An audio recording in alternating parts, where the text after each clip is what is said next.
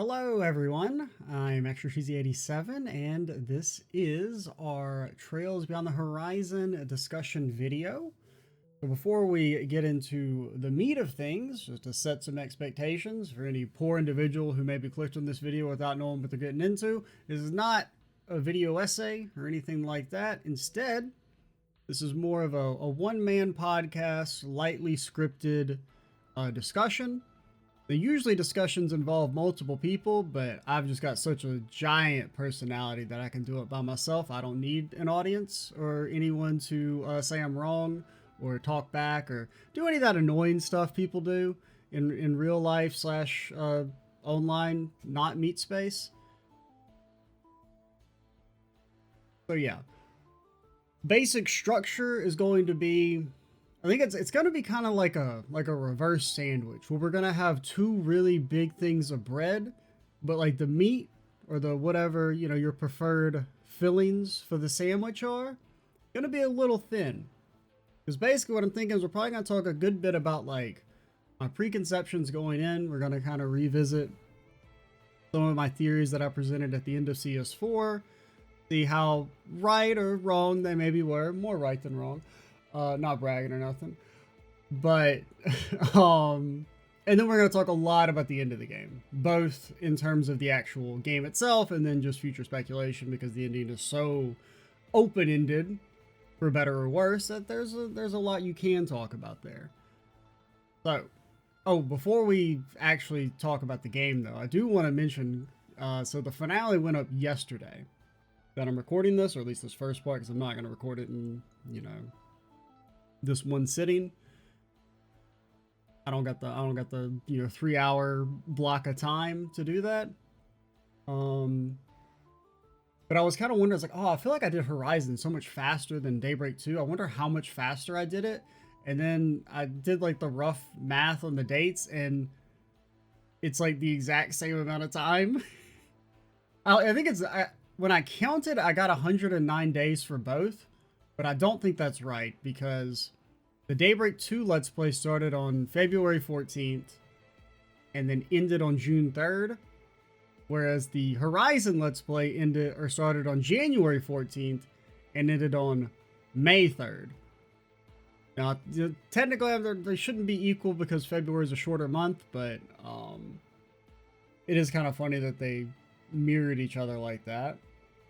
And then the Daybreak 1 Let's Play was like 178 days, roughly, based on, because it started on July 5th to December 30th. So at least we're getting them a little bit faster from the, absolute slog that was the first game when I just really couldn't record that much. But we're slightly more consistent these days.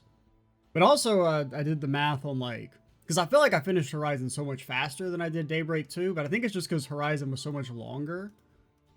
It was just to share the stats out of curiosity before we get into the real meat of the video. The Daybreak 1 Let's Play was, it was 6 days and 7 hours. So math that out. That 144 plus 6, so like 150 hours long for the Let's Play. Is that right? Maybe take 24 off that. And then the Daybreak 2 Let's Play was only 4 days and 17 hours. And then the Horizon was 5 days and 23 hours. So like 28 hours longer than Daybreak 2, but finished in the same amount of time. Like, in real life video. So that's some progress at least. Because I really did feel like I recorded it so much faster, but I guess it's just because like I had that stretch where I recorded so much and then I just couldn't record as much after that. But because we got through like the first 90 videos in like a month and a half, and then the last 50 took like 2 months. But yeah, so to talk about preconceptions going in. Before I started the Let's Play, I was actually pretty spoiler free, all things considered. The main thing I knew was that, of course, it had a big giant cliffhanger, because I'm think pretty much like as soon as the game came out in Japan, there was like several people relating my comments being like, oh, the cliffhanger for Horizon is crazy, or Kai or whatever it was called.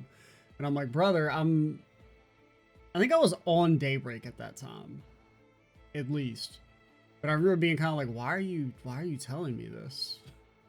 Now, I'm not going to blame the commenters for that one, because any just general thread about Horizon, or even like the Sky 1 remake, was mentioning, oh, the giant cliffhanger that they left it out on.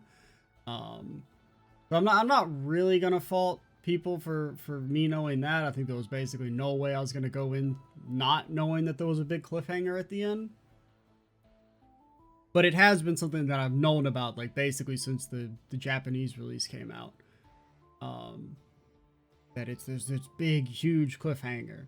And, you know, my general working theory for the longest time has just been kind of building off my idea from the end of CS4 that Zemuri is in a bubble, and that's protecting it from whatever outside unseen threat. You know, my basic idea is that either there's like an active regeneration of the universe, and Zemuri is being spared from that destructive cycle by encasing it in a bubble, or it's this idea of like the demon plane is like what's actually outer space, and the demons slash like McBurn or whatever are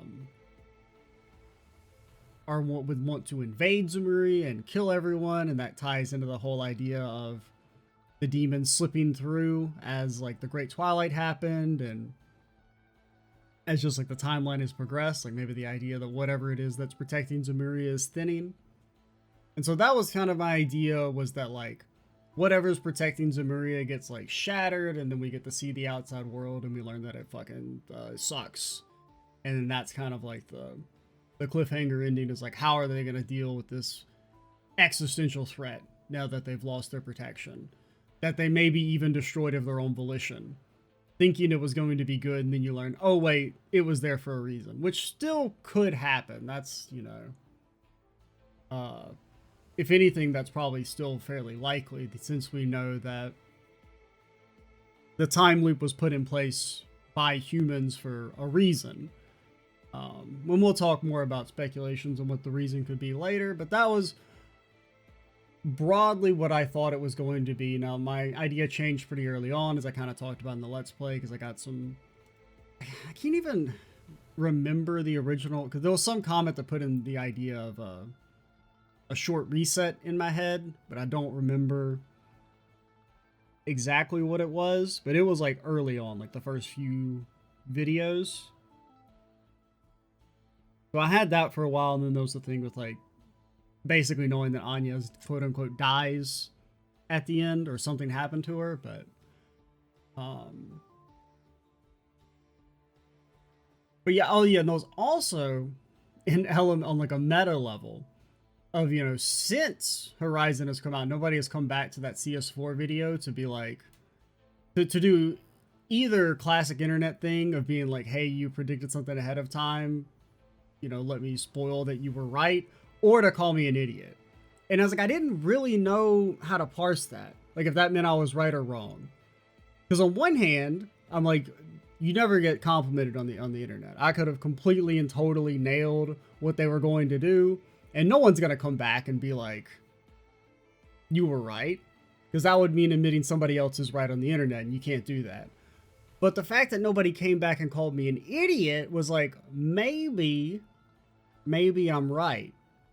So I kind of had like some confidence in that theory, and now I basically know it's because they still haven't really confirmed whether the outside world is hell or not, but it's still a possibility. Another thing is, when I went back and rewatched that section of the CS4 video the other day, is that I kind of forgotten that the whole idea that humanity's being judged is actually something that I said. And, you know, obviously I didn't use the phrase like sin value or whatever, but I prescribed what the Septurion of Time does to the Ouroboros. Because like my basic idea is that it's either Ouroboros is the one that's trapped the world in a time loop, or they're wanting to break us out of a time loop that already exists. Now, that time loop could be localized to Zemuria, or it could be like a universal like time loop. at the time. I don't remember exactly which one I preferred, um, but yeah, the idea that like Ouroboros, because my theory was that the Grand Master is unearthing the Septurions in order to judge how humanity deals with these threats, and then like if they're able to conquer every trial of the Septurion, then maybe that would pave the way for breaking them out of whatever, you know, time loop or bubble it is that encases Emuria, which was kind of broadly right, because that seems to be what the time Septurion does, is that it judges humanity based on whatever factor. It seems to be technological progress, but that's not 100% clear, as we'll talk about at the end of the video probably, or when we get to the end of the game. Then I had the other idea that maybe it was the church using the time Septurion to like create a loop so that another great collapse doesn't happen. Because, you know, it's kind of circle back. I think I even maybe talked about this in the Daybreak discussion video, that like I was kind of, well, because I didn't do one for Daybreak 2. If I had done one for Daybreak 2, if there had been any plot in Daybreak 2, I would have maybe mentioned that since they definitely heavily lean towards doing the time Septurion in these games, like that's kind of surprising to me. Because if you'd asked me before I started the Calvard games, I would have 100% said the plot was going to be focused on desertification and the wind and water Septurions, which would pave the way for the time Septurion to be the final one to deal with. Because desertification still feels like the weirdest plot point in the series, where it's been mentioned way back. I don't exactly remember the first time it's mentioned, but it was mentioned pretty early on in the series. Like, maybe not the Sky games, but I want to say at least in the Crawlspell games. And even if it was just like the first Cold Steel or two, that's still, you know, several games before it, because it still hasn't really come into focus. And we'll kind of loop back to the desertification a little bit later, but that would have been, because we'll talk about it more in relation to theories as to what like the bad thing is that we need to be reset from. Because I just, yeah, it is kind of surprising that they went time first, because that does, you know, that leaves the wind and water Septurions as these kind of like unsettled plot points, and it's just kind of hard to feel like they're going to be as interesting. And like, I don't know if maybe they did the time Septurion early because it's like it felt too obvious they were going to do wind and water for desertification and Calvard. But it does kind of feel weird, like how you're going to resolve that.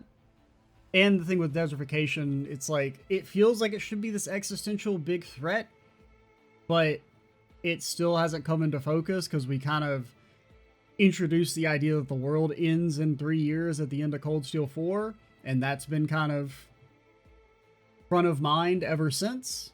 Like, that's kind of been the ticking plot line in the back for the last like 3 or 4 games. Whereas desertification's kind of like, oh, there's some desert and it's coming. That seems bad. Should we do anything about it? Well, there's no point, because the world's not going to be around long enough for it to matter. I'm trying to think if there was anything else I mentioned in there. Oh yeah, one thing is that I'd kind of just a plot point I completely forgotten about that I talk about in the CS4 video, but the idea of you know, they mentioned that Mario Bell is working with the Ars Magna, and how that's like, you know, I can't remember if they actually say that or if I just assumed it's supposed to be like a causality machine, kind of like the Black Records one. But, you know, I was talking about various different theories of what the Grandmaster is. And at the time, you know, I presented 3. One is the very basic, she's Adios, which I don't really like. It just seems a little too blasé at this point. I think maybe if they had confirmed that like way earlier, like if the series was like 5 games long, and like maybe the 3rd or 4th, they were like, oh, actually, the bad lady is God. But I feel like we've had so long to come up with that idea that if they reveal it, it wouldn't be that exciting, I don't think. So I don't really want that. Another one was just the idea that she's like an aspect of Adios, kind of like a holy beast, like a, well, I was gonna say a human version of the holy beast, but the holy beasts do, at least one of them has had a human form. And that, I mean, that's still technically, I mean, it's actually possible she's the holy beast of time, which I know a lot of people have said, even going back to like, you know, the Daybreak games, even before this one, that Mare is probably that. And I broadly agree. Even though there's a part of me that I feel like Mare may be something different. I feel like she maybe has more, like, I don't know. She just feels like almost a little more important than the Holy Beast, which have been honestly not that important for the overall plot. But I wouldn't be surprised one way or the other. But I do kind of like the idea of, you know, the Grandmaster as like a representative of Adios. Not like super attached to the idea, because really what I've, you know, come to believe after Horizon, though, is that she's maybe like the original Eschaton Saint. Like maybe she's the Eschaton Saint of the first timeline and has been guiding humanity through every single loop in order to finally achieve the outcome where humanity can face whatever the big bad is that we had to start a time loop for in the first place. That's kind of like, I mean, to kind of skip ahead, I guess, a little bit, that's, I wouldn't say that's like a theory I would bet money on, but that's a theory I like. Like, I would like if they did that for the Grandmaster. At least like the idea of her having been through every single loop.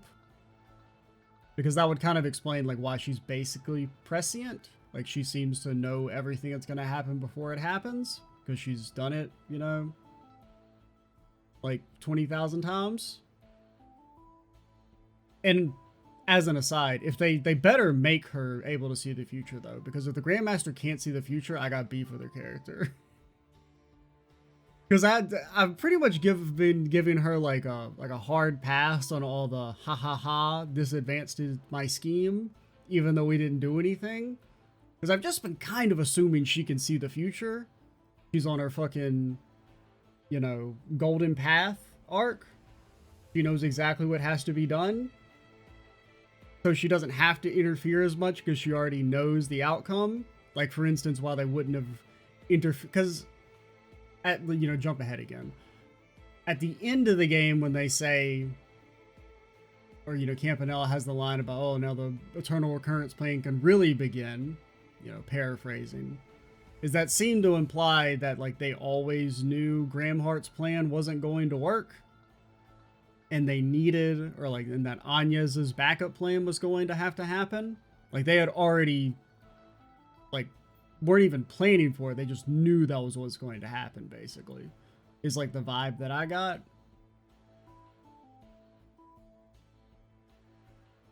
But yeah, that's kind of jumping ahead. We'll talk more about that later.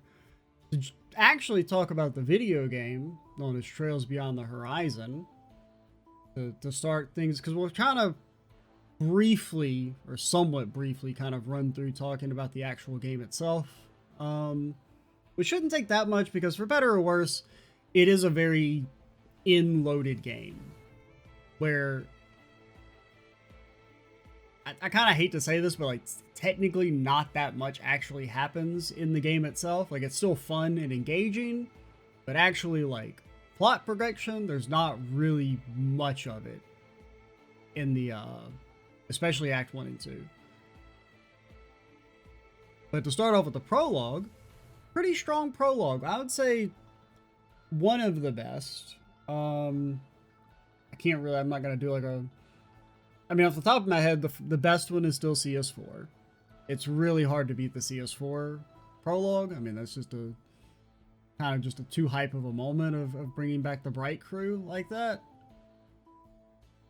And just like the context of what's going on and everything. Very strong. But I would say it's definitely in the upper, like, quarter percentile. Because, you know, you just kind of have it's focused on interesting characters. You get like, you know, your fan service of your returning characters showing up immediately. You get a kind of like somewhat cool boss fight, I suppose. And then you get an extended NPC talking section where you're just talking to important peeps, which is cool. And it's, you know, it's short. It's one of the shorter prologues, I think. I mean, because I don't know, the Trails games are kind of, because some prologues are kind of long and some are like only an hour or two. Like the CS4 one that I like so much is only like 2 hours long, maybe. Maybe not even that. Well, I guess because the village section counts, right? I think that initial bit's still the prologue. So I guess it's about the same length. It's a little bit longer. Because in my mind, I'm just thinking of the tower section. But even that initial, when you're in the witch village, is still pretty good.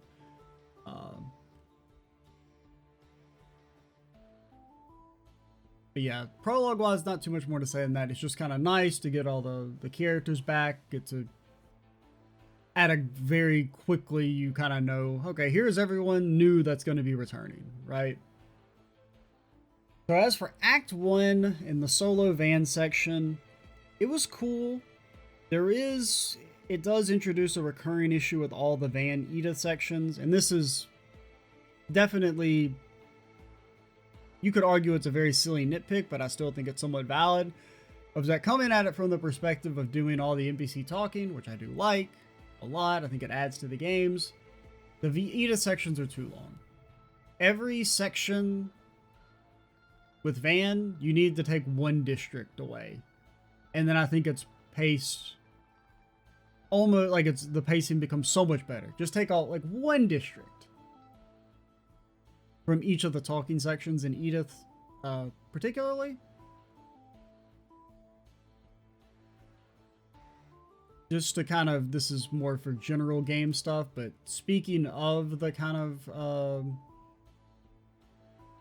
you know, NPC talking sections or whatever for any of the areas, like one thing I did like about the game is the side quests are really good. That's definitely been something that I feel like they've done a lot better with the Daybreak games in particular, is the side quests are way more interesting. And even just the, like, while they don't matter in the slightest, the little like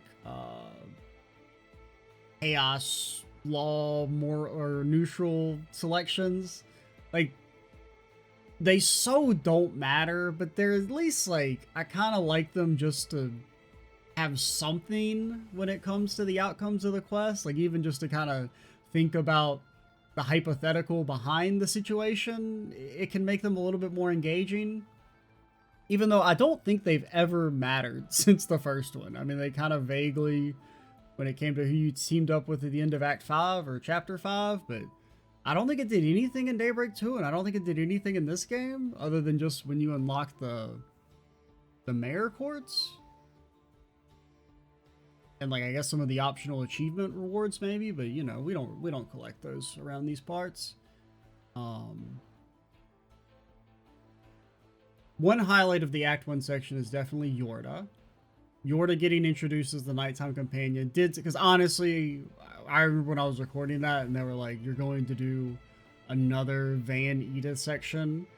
I was like, I don't really wanna, if I'm being honest. But adding Yorda actually helped a lot. Felt a lot more engaging to get Van on his rehabilitation arc. I mean, pretty much every character's rehabilitated one small child. I guess Lloyd didn't really, but he doesn't really rehabilitate Kia, but he, you know, is like a stand-in dad, I guess. So Van got to go through his Trails protagonist rite of passage, which is nice. One thing to kind of speak to, you know, the plot of Act 1, the Alter Dawn stuff. At first, it kind of is not that bad, but the fact that the Alter Dawn never really has a conclusion at all, and it's just like a vague, we were trying to confuse the timeline, like there being no outcome to the Alter Dawn stuff, at least in this game, because presumably they're gonna kind of revisit it in relation to like Kincaid or whatever. To some degree. It just like, since nothing ever happened for it, it felt kind of silly and lame. Because there was no... It's just like this plot point that kind of feels like it's going to be a little important, and then it just gets completely like consumed by the vestiges. And the vestiges are at least a little bit more interesting, kind of. Even though I still kind of have beef with them. One thing I did like about the Alter Dawn, though, is that the way they're integrated into the side quests of Van's like Act 2 is pretty cool. And it kind of made them feel more impactful, but then the fact that there's literally no real conclusion to the sequence, it just feels kind of lame. Like it adds this like listlessness to Van's plotline for like Acts 1 and 2. That and Act 3 to a lesser degree, I guess, because at least in Act 3 it's like you're kind of like you've had some revelations and whatnot, but in the other acts where the actual plot happens, it feels like but yeah, then speaking of the other plot lines, you know, the Kevin and Rean sections, as I've gone on record in saying that I actually like the split routes. I think they're a pretty cool idea, a way to break up this large cast of characters. That was the one thing I liked in Daybreak 2, was the split party lines or party sections. But the Kevin and Rean sections do kind of like, I saw a couple comments that were like, these would have been better if they had just been integrated into the main Van route. And at first, I still mostly disagree. But after having seen the conclusion of the routes, i.e. there isn't one, I do kind of lean more... I'm more understanding of why people would think that. Because that's the main problem with the Kevin and Rean sections, is they don't really have a conclusion. Kevin especially. Which we'll talk about in a little bit. But for the actual, like, you know, plot lines of the Kevin and Rean section, the initial bit... Like, the Kev route is kind of weird because it's, like, the most half-baked, but I still really liked it just because having Kevin back is great. I mean, he's probably my second favorite protagonist. I mean, it's definitely... It's Estelle at the top, and then it's hard to say after that. Because the one thing I still really like about Kevin is how they were able to do all of his, like, character and plot development in, like, a game and a half. Like, it feels like he's, in a way, like, the most tightly written protagonist. Which helps, I guess, because he only has the one game, really. But, or at least the one game where he's the main focus. And, you know, his plot line, of course, like, it kind of mirrors Rean in a lot of ways. Because Rean's, like, this weird mix of Kevin and Lloyd. So that's one thing that I liked about Kevin in relation to Rean, is that Kevin gets to do his entire... character arc, like basically the same character arc Rean goes through in one game, instead of Rean taking, like, you know, 5 to reach his, like, same conclusion. But that's kind of a different discussion, because basically it's like, it's Estelle at the top, then probably Kevin, and then Rean, Van, and Lloyd are kind of, it depends on what day of the week it is, whether they're going to be 3rd, 4th, or 5th. They're all very close to me, or close in my mind. But that's kind of an aside. But long story short, really, really liked having Kev back. And I liked the teaming him up with the Rufus crew. I think that's a pretty good idea, especially while I think overall the dichotomy is a little unexplored in Kevin's route. The idea of it being Kevin kind of re-embracing his life as an assassin, while Nadia and Swin are doing the exact opposite, of doing their best to leave that life that was forced upon them behind. And they kind of hint at it some, you know, when it comes to, like, Nadia and Swin never wanting to kill anyone again. But there was never really that, like, emotional linchpin that I felt like they're kind of needed to be with Kevin. Like, you never really had that moment of him you know, maybe he's about to kill Hamilton and he hesitates, or maybe he does kill Hamilton, kind of. I mean, nobody's ever really dead, of course, but you could have done something there, and they don't, which is kind of disappointing. And then especially the other part that I didn't like about Kevin's route is not having Riaz there just made it feel a little hollow. Like having Kevin without Riaz felt weird. I mean, it'd be kind of like if you brought back Estelle without Joshua, or vice versa. They kind of feel like a package combo. Now, my assumption is honestly that the reason Riaz isn't in the game is like literally just budget restraints, like budget / time. Because I think especially since they're putting more effort into their animations, especially in like the Sky remake games, for instance, and you can see it a little bit in this game. You know, they kind of redid some of the animations, and it's cool. I like it. I think it's a good push, because especially the Sky games, like honestly, the Trail series has always been like behind the 8 ball when it comes to like presentation, but like maybe being able to be like, hey, we've got really good combat animations, that could be something for the series going forward. Because that is something that not a lot of JRPGs honestly have, is like really nice looking animations, or a lot of RPGs in general, I should say. Usually the animations are more clunky compared to like more static cinematic games. Complete and total aside, but I do think that's kind of why Riaz might not be in the game. It's the same reason why Lapis presumably wasn't playable, is because you'd have to give her, 3 to 4 new crafts, and you want to have them in an S craft, and you want to have them have a bit more flair than they would, say, compared to like the Cold Steel versions of the characters, where the animations are a bit more static, or a lot more static in some cases. But I am kind of maybe hoping that with the reset that they're gonna have the more perfect quote unquote timeline, and in that one Riaz will be with Kevin, and we can have some sort of cool moment where Kevin has to come face to face with, does he really want to change? How connected does he feel to his like duty to the church versus like his own moral compass? And having Riaz play a part in that could be quite compelling. Then you have Rean's arc, which is just comfy. Like, I just was vibing with it the whole time. It was just fun.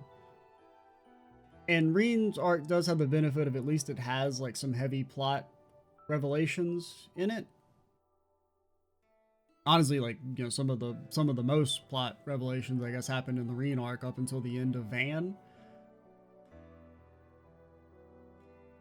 One thing I guess also just kind of circle back to both the Kevin and Rean. I do think that maybe instead of them being in the same city back to back, like you could have, they shouldn't go to a new location, but like you could have had like Rean and them go to like Longport or something, or Kevin and them go to instead of being in Basel back to back and then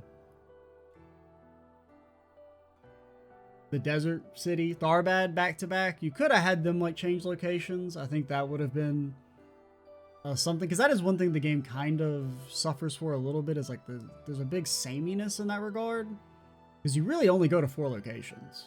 You go to Edith, you go to Tharbad, Basel, and Anchorville. And I guess Longlie and Cray. Not really. Like, you basically go to less locations than you do in the first Daybreak game. Yeah, because you don't go to Longport, and while Anchorville is new, you don't go to Arasion. So there's one less location than in Daybreak. And like, since the stuff is already there, I think you could have figured out a reason to have Rean and them go to different, at least Kevin, maybe. Like, I don't know, maybe have them start in Longport and then they go to Basel to do something, so that you can have them there for the tower section. And maybe same with Rean, where they're not in Basel at the start, but you know for the second section they're in Basel, so you can still have the observatory stuff. But yeah, just to give it a little bit more variety, I think. But one thing is, you know, I did like that the Rean and Kevin sections are really well paced. Like, you know, there's some talking, but it's not a ton. It's not like a whole Edith era level section. You know, they got some fun little side quests and stuff to do. The main plot is relatively thin in them, but at least you get some big-ish revelations, like with the second Kevin section and then the second Rean section. I think there was one other thing I wanted to mention. Oh yeah, connection events. Well, I'll talk. I guess we can go ahead and talk about them as a whole. I was gonna say I'll talk about the van ones a little bit later, but so like I think the Kevin connection events are a little on the weak side, but the Rean ones are good. You know, no real character development per se, more just characterization. It's just some folks hanging out. Like I thought they were pretty good there, especially like the ones with Toa were all good. You know, both the one where it's Rean, Crow, and Toa driving around on the scooters and the motorcycles, or the one where they're doing the remote class, or the one with Crow and Rean getting drunk. Like, just really good, like, fun, comfy vibes, as I kind of said earlier. And the Kevin ones are, you know, they're okay. The only one I kind of remember the one with Swin, where he kind of confronts him a little bit over, like, how much he really wants to return to killing people, in a way. But for the most part, the Kevin ones were a little, they weren't that memorable. And then the van ones were weird in that they were clearly main plot stuff that they didn't know how to fit into the main plot, so they turned them into connection events, which I think it does kind of tie into the main beef I guess I have with the game, is that like it did feel like the main plot for each of the routes was a little, especially Van, was like, I feel like they didn't know what they wanted to do with Van in some degree, which is why I think also with it being written to only happen over the course of like a week, or maybe even less than that, you know, just a handful of days. Alright, we may have a bit of an awkward cut there, got interrupted, and it's now actually a new day, or it's 2 new days, because I didn't record yesterday, because I have a very, very slight, like, I don't know, not really a head cold, but like my voice is like a little hoarse, I think. And I just didn't really want to talk a lot yesterday. But I feel, I mean, I don't think I sound different, but if I do suddenly mid-video sound different, that's why. But I was talking about how there's like a general sense of listlessness in the plot, and I'm going to finish that talking point. But I do want to circle back to connection events, because one benefit or detriment, depending on your point of view, to me taking a couple extra days to record this, is that I came up with a new section that I want to talk about, and well, you know, we'll talk about it when we get there in a minute.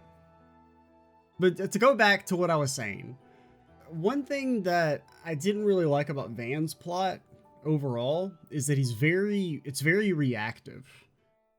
In comparison to Rean and Kevin's, which are a bit more proactive. And what do I mean by that? So, to take Kevin is, I think, the best example of he's proactive with his plot, where he is searching for Hamilton. That is, you know your objective for each of the sections, and you're making progress to that overall objective, right?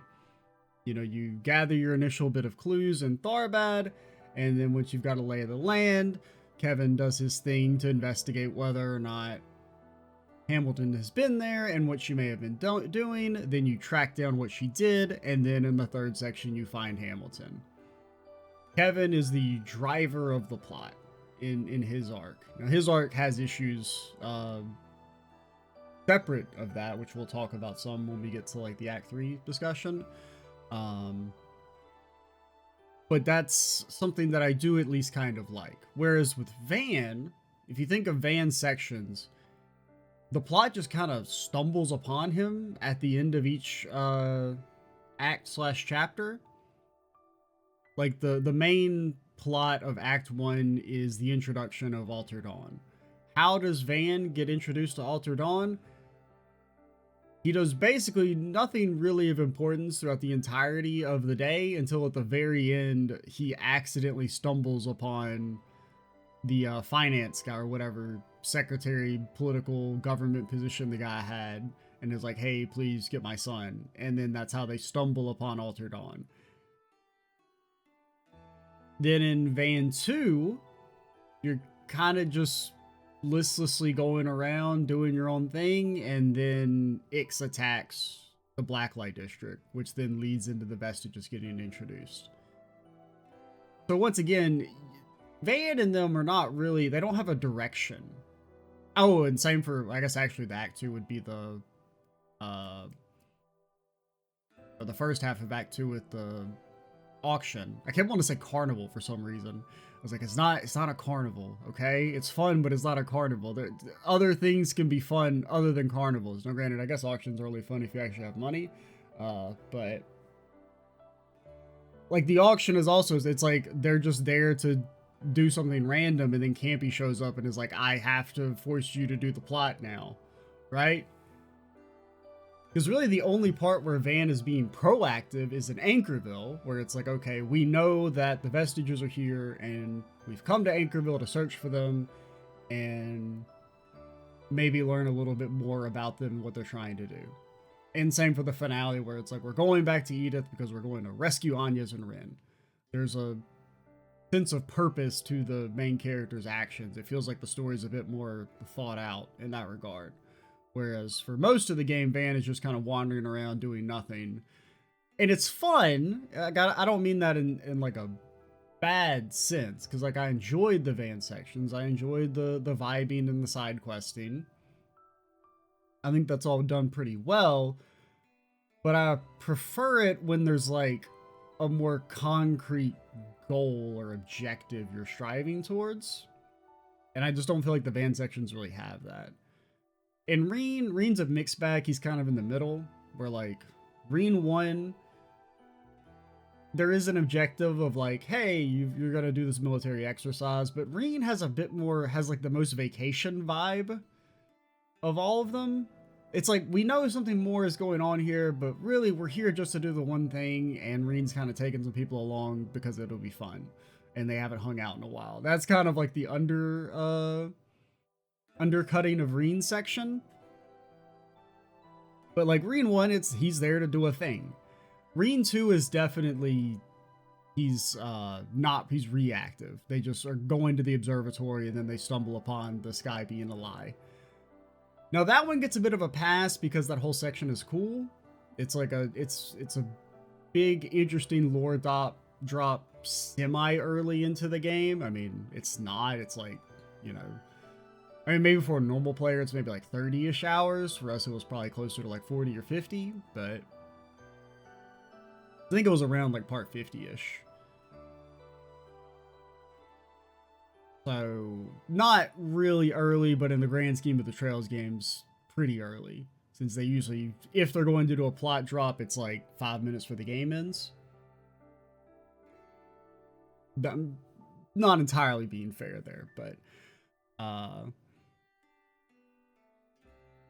and I guess, well, I am going to wrap back to connection events, but since I was talking about it, I don't think I mentioned this already, but just to talk about the conclusion of Rean 2. The Rean Shizuna stuff is cool. It's really one of the first fights in the Daybreak games that I feel like I give a shit about. Because, like, there's been some fights that have made use of the increase in the animation quality. Like the Kasum Shizuna little scrap in Daybreak 2. The problem is I don't give a fuck about Kasum or Shizuna. And I especially don't give a fuck about them fighting. Now, that's me personally. For other people, maybe it's cooler, but like when it's two characters I don't really care about, like, I don't know. It's kind of the same way I felt about when Shizuna and Simeon are fighting, where it's like, the Simeon dude has just literally been introduced. I have no conception of his strength or what this means or anything, and I just don't care about Shizuna. But it's cool because I'm somewhat invested in. Well, I mean, I don't know how invested I am into Rean fighting Shizuna, but I'm more invested than I am in Shizuna fighting Kasum. Because at least I somewhat buy into Rean being strong, whereas I feel like Shizuna and Kasum are frauds who are very much victims of tell don't show. Or they rely upon them telling us as opposed to showing us. But speaking of Shizuna, let's wrap back to connection events so that I can segue it into the we are gonna do a Shizuna section. I didn't really want to, but I had all this extra time and it was a section that I wasn't gonna do, but I've kind of conceptualized it a bit more when I talk about, so I think we're gonna do it. I completely lost my train of thought, by the way. But yeah, connection events. Connection events are, because I think I was kind of already talking about them, but in particular, we're going to talk about Vans. Vans are really good. You know, I think what I was saying was that the fact that they feel so out of place suggests a general listlessness to the plot, of where it's like we don't really know what we want Van to be doing. He's just kind of vibing around, which at least lets us easily insert these important scenes. But I feel like the connection of it's being so good actually hurts Van's route, since they're optional. Is that a lot of these like strong character moments, well, they don't actually happen as part of Van's route. So as a result, Van's route feels like it's missing something. Like imagine if you took, some of the more emotional high points from previous games and turned them into optional events. Even if, you can be relatively assured the audience is going to see them. Because even if you make the argument of, oh, well, you can see all the connection events now, kind of, in-game, without saves coming, it's not the same, right? It just feels better when they're integrated into the main plot. Now, if you were to play devil's advocate, I think you could say that, like, some of them benefit from being a bit more personal, because if they were part of the main plot, you would probably have the rest of the party involved. But, like, that's just kind of, you can write around that if you have to. It's harder, for sure, but because, I mean, some of the connection events definitely could have been part of the main plot. Like, Rosette's, Rosette trying to unlock her memories, that could have been part of the main plot. Of her maybe just having, like, a general feeling of, like, deja vu and wants to go talk to a church member or something, like, something that happens, like, after maybe you do your initial side quest on that first day of Anchorville or something like that. And another one, like Elaine's could have been integrated, but I'm, to a degree, it's not necessarily that I'm glad it wasn't, is that it's more of a positioning thing where, because basically it's like you could have that happen when you go to the school, when you're going to deliver cakes or whatever, but Elaine's connection event happening right before the Anya solo section, I think is the best place for it. So it's definitely one of those things where, like,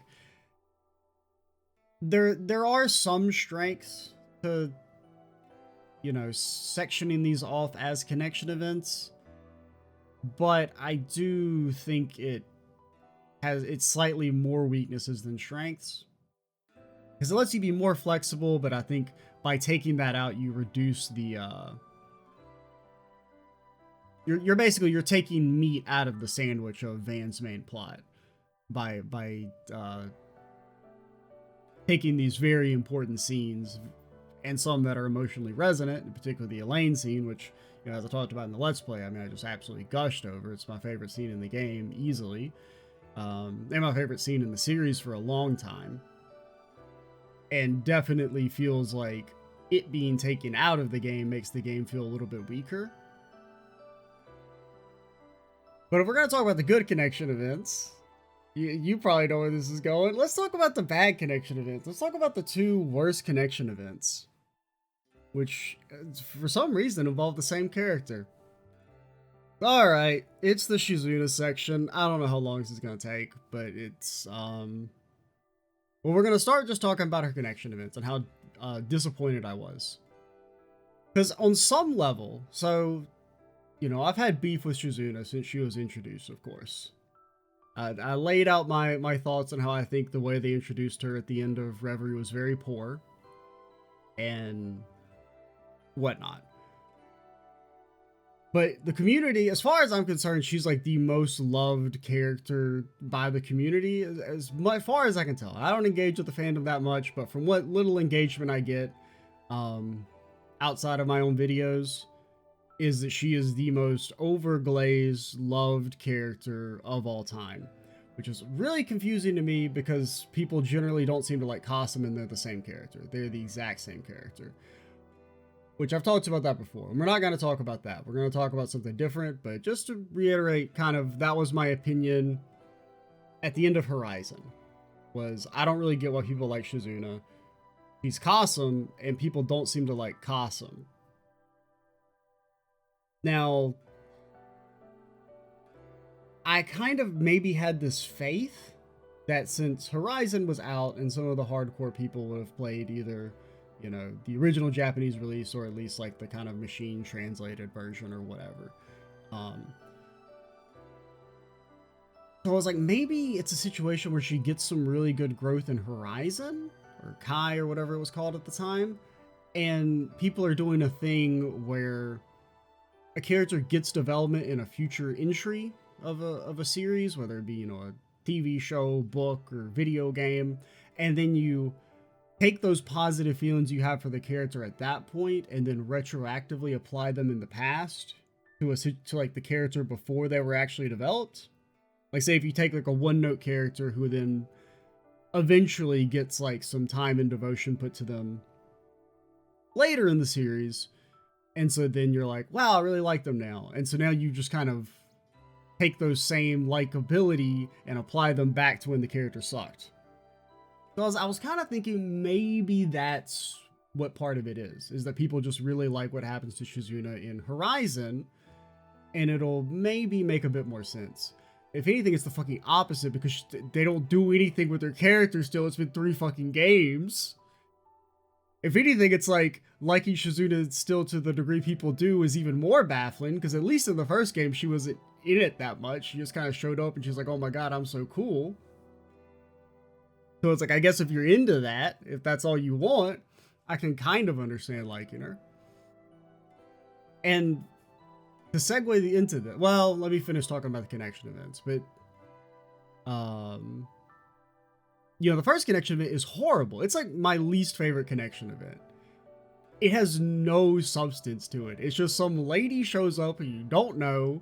She's like, I'm Kaede. I'm the attendant of Shizuna. And then you play hide and seek looking for Shizuna. Shizuna's barely in her own fucking connection event.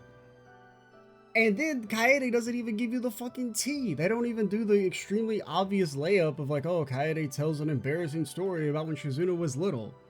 Or maybe have Shizuna act differently around Kaede or something. Like display a different aspect of her personality. No, they don't do anything with it. She just shows up, and then there's a montage of them looking for Shizuna, and then the connection of it ends. So I was, you know, triggered by that. But then I'm like, okay, her last connection event's gotta be like pretty good, right? Like all the connection events have been good to great. You know, at least in Van's route. I mean, there's a few that are kind of like, yeah, they're just there, like the Hermes one or whatnot, but like I don't count those as much. But like Shizuna has like the final connection of it in the game, basically. It's gotta be good. No, they dropped the ball again, and it pisses me off because I should like Shizuna, and we're gonna talk about that more in a second. But remember this: I should like Shizuna. So I'm not coming at this from a perspective of being contrarian or curmudgeon-y. I should like her. They fucked up. But like this, the last connection of it, you get the barest amount of backstory. But backstory is not characterization, nor is it character development in and of itself. So the main thing is that she drops that their sword possesses her, and one time it causes her to kill her brother. Which is like a good, interesting jumping off point for potential character development, or at least characterization. She drops that line, and then Van doesn't do anything with it. Like, there's no attempt to engage in this lore drop, right?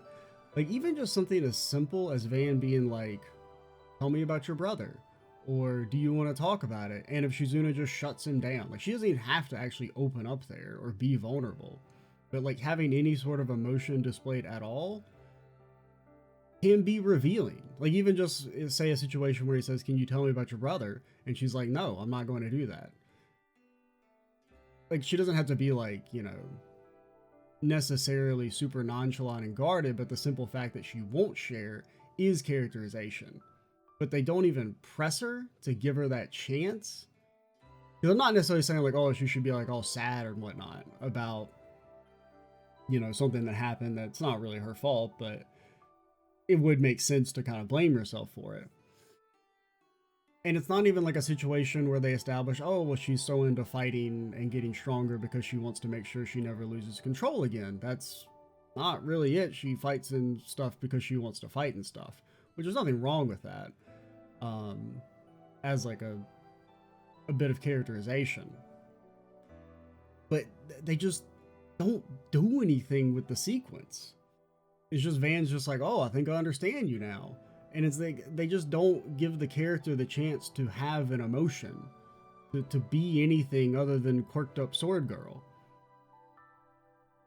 Now, as I said earlier, I should like Shizuna, and I'm going to present a case study of why I should like Shizuna. It does require to reveal a bit of my power level, have to take off my normie shroud slightly, my street cred of anime fan who's not an anime fan, you know, if you know what I mean, like a person who likes anime but is not an quote unquote anime fan, is the reason why I know I should like Shizuna. Is her second connection event really kind of drove this home to me, is when she particularly uses the phrase like trying to reach zero, which is like, I mean, they've used that phrase before, the idea of like reaching the void or an emptiness and whatnot, but particularly, you know, using the phrase zero that time to describe it really hit it home to me that Shizuna is just like a worse version of Musashi from the Fate series. Who Musashi from the Fate series is like my favorite character in the series. And they're the same character, right? So this is a section that may not necessarily make much sense if you don't have an understanding of the Grand Order Fate game, which unfortunately I have played, and I ate the shit slop for a long time until it eventually got really, really good. I did it. I'm not like current or anything, like I don't, you know, regularly play it. It's like every couple of years I'll come back and catch up, but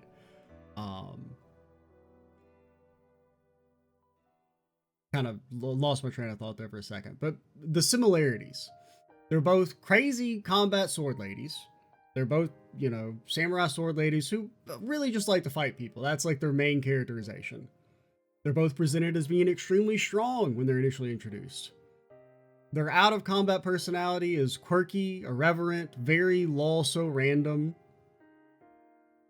And they both kind of have the overarching goal of mastering swordsmanship by reaching, you know, zero or the void. Whatever emptiness, oneness, whatever you want to, you know, describe it as.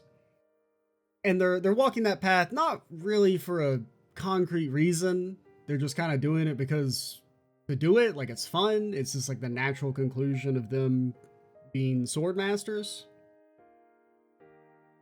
Now the difference is, the reason why, despite having the same surface level characterization and everything, and you know, why do I like Musashi so fucking much compared to Shizuna, who I have such a strong dislike for?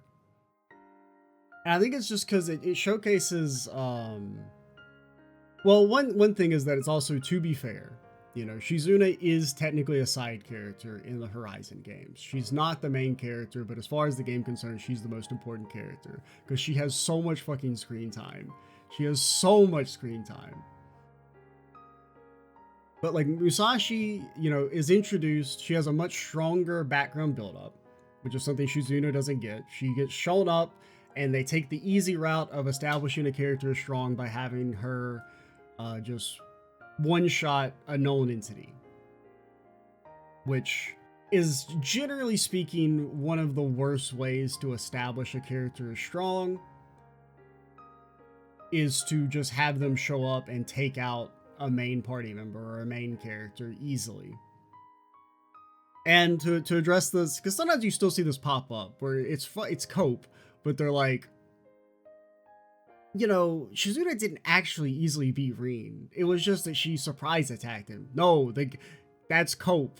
All right, the point of him getting his sword smashed so easily is not, oh, Rean needs a new sword. I mean, that's part of it, because, you know, the sword is important, presumably going forward. But, like, getting your sword snapped is a universal sign that you've gotten your ass beat horribly, right? It's a very symbolic meaning of a skill difference, basically. That's always what it means, basically. And they kind of confirmed that by, you know, even after all this extra training Rean's done, he's still not as strong as Shizuna, or like they're maybe equal. He can't beat her, I guess is what I'm saying. So they clearly meant to establish she's stronger than him. Whereas Musashi has the background buildup of A, being very, very, very, very loosely based on a real historical character who is famous for being a strong duelist, so you can at least buy into that level of it. And she has background buildup from the Fate Stay Night games, in the sense that, you know, canonically she's the person who kills Kojiro, and you know Kojiro's a badass.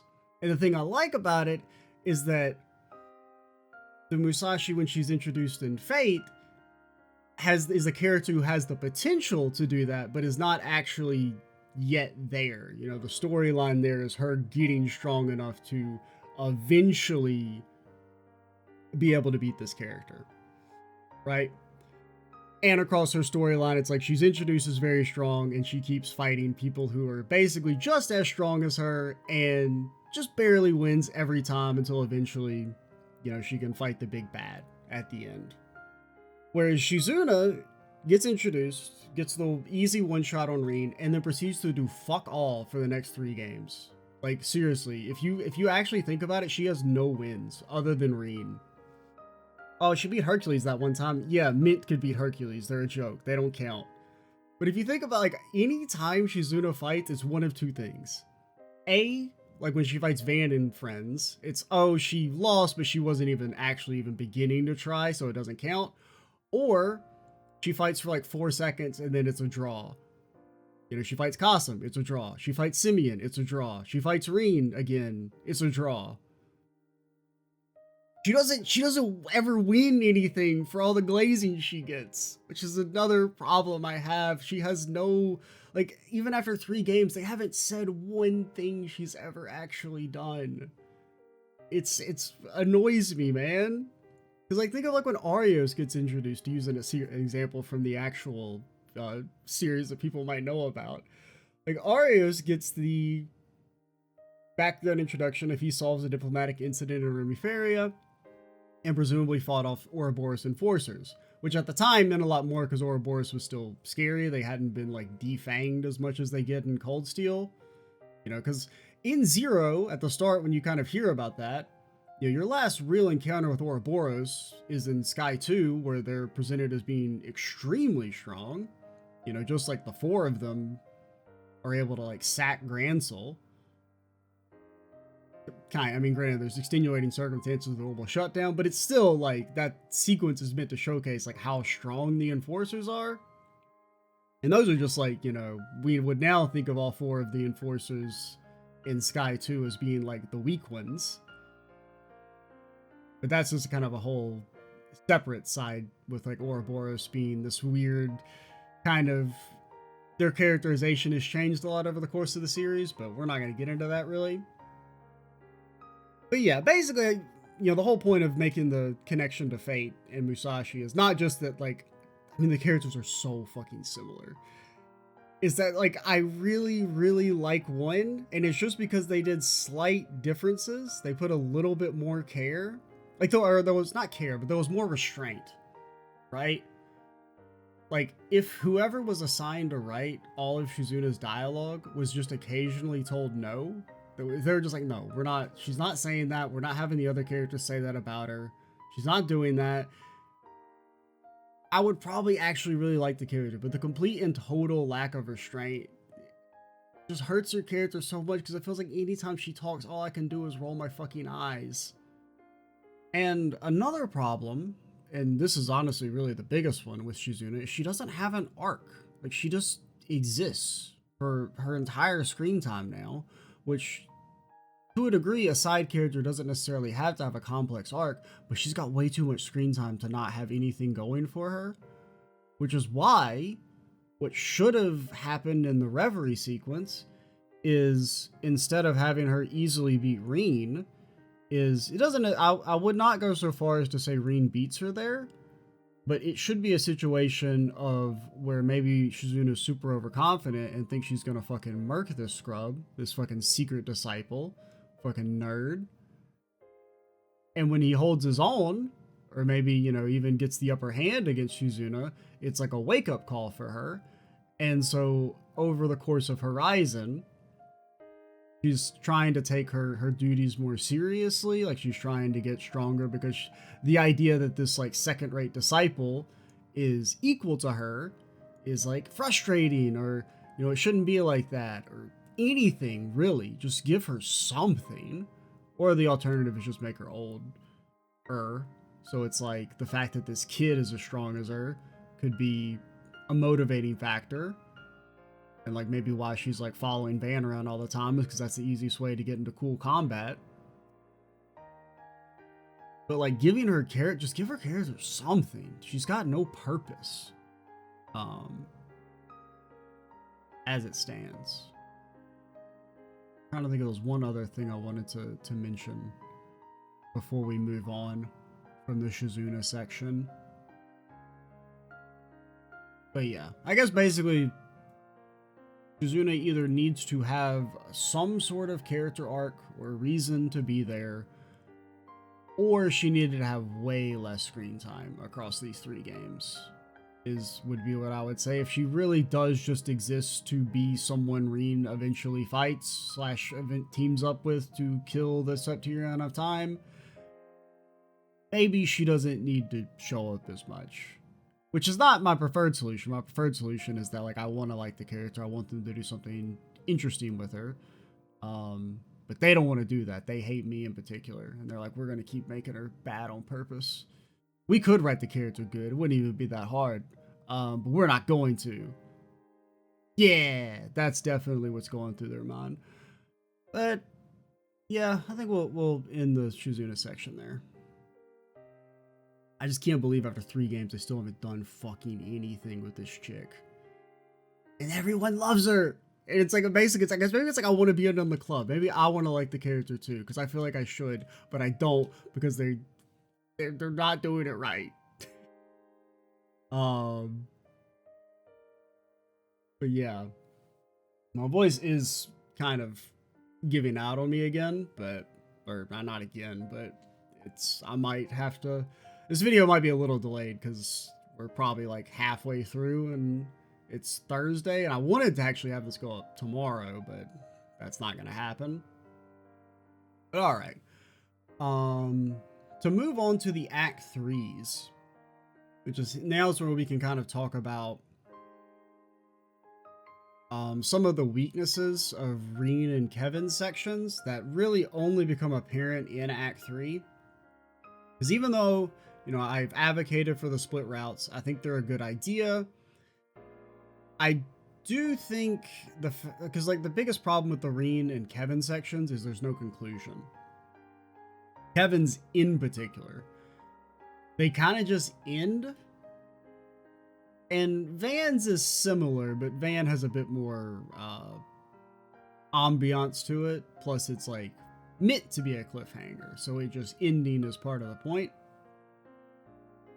But like Rean's is mostly okay, right? Like I like going to Long La. I like the kind of like middle stuff with Walter and Zen getting to pal around very briefly, and also get to pay their respects to their old master, and Zen finally gets that promotion. It feels like he's getting like just a little bit of like mobility with his character after being kind of like stuck in second gear for 15 years. So I liked all that. There's also, you know, going back to the proactive versus reactive. Rean is there. He has a goal. We need to get to the mountains because we know Kai-Fi's there, and we're going to fight Kai-Fi and see what he knows. And the Kai-Fi fight at least gives Rean's route some sense of conclusion, because Kai-Fi is like the character who has been built up the most over the series. Like, the one character who is just, I don't necessarily mind the constant glazing, even though I was extremely disappointed in his boss fight. Like, bro, come on, man. And that there is an element of like, since, you know, it feels pretty clear that he's not trying to fight Rean, is that Rean fighting Kai-Fi doesn't really mean anything. It's not like he beats him. It's not like they're really presented as like, oh wow, Rean's equal to Kai-Fi now, because Kai-Fi's not trying and Rean has all the backup. No, it does benefit at least with a smaller party of, well, somewhat smaller party, because I guess you still have Walter and Zen with you, but it's not quite as egregious as like technically some of the Cold Steel fights where it's like in theory you have like 30 characters backing you up. No, you kind of have to just abstract that away in your head canon and just kind of presume they're, you know, the backup party members are doing something else, and it's just, you know, your main cast of whoever you pick that are actually fighting. But yeah, so it's like at least you get like a sense of conclusion there, or like conclusion's maybe not the right word, but like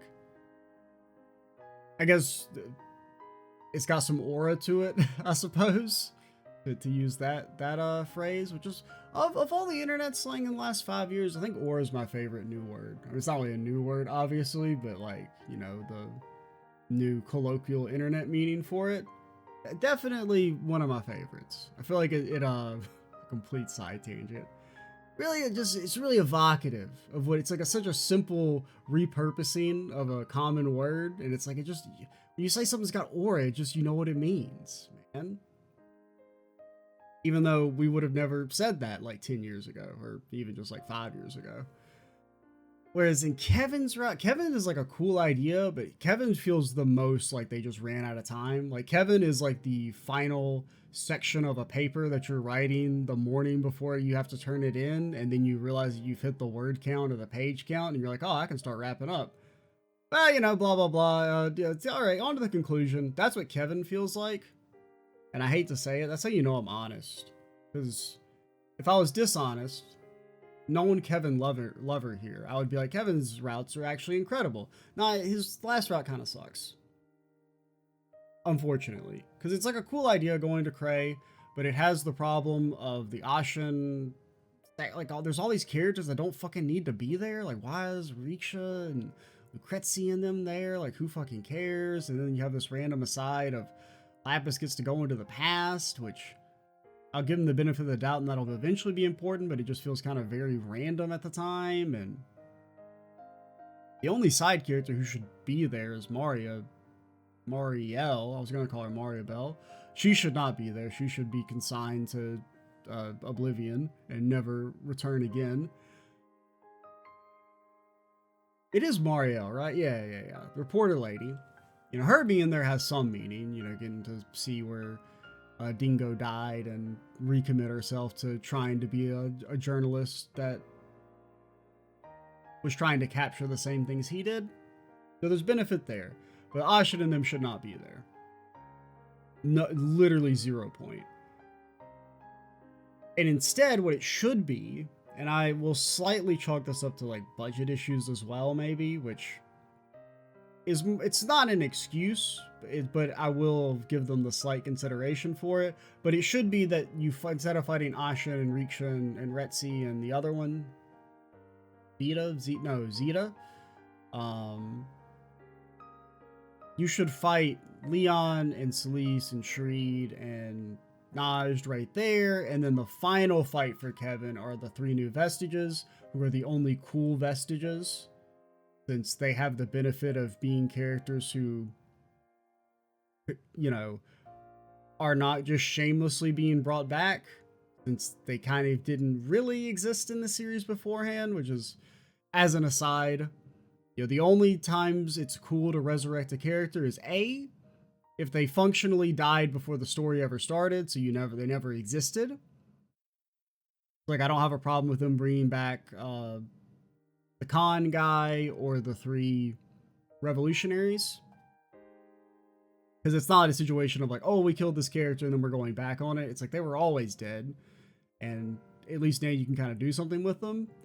Or a situation of like it's an incredibly minor character and then you bring them back to do something with them. I don't mind it that much there, because it's like, well, you didn't really, they were a minor characters, who fucking cares that they died? And as long as you end up doing something with the character after they're resurrected, fine. Like, because at least you got some value out of it. And the 2.5, the half reason would be if resurrecting the character is a big ordeal.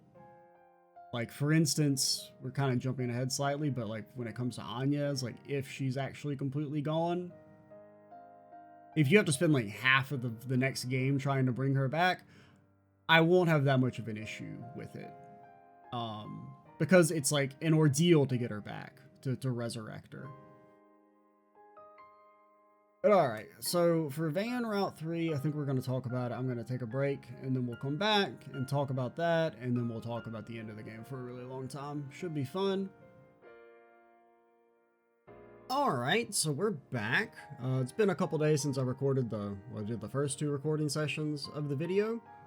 I'm still a little, like, not really sick, but just kind of like stopped up and whatnot, so if I still sound kind of weird, or if you hear me like sniff or something, apologies. I did pre-edit like the first half-ish of, depending on how long this section takes, the first half or so of the video, and was able to catch some of the more egregious ones and cut them out, but apologies if that comes through. With that being said, let's move on to Van Act 3.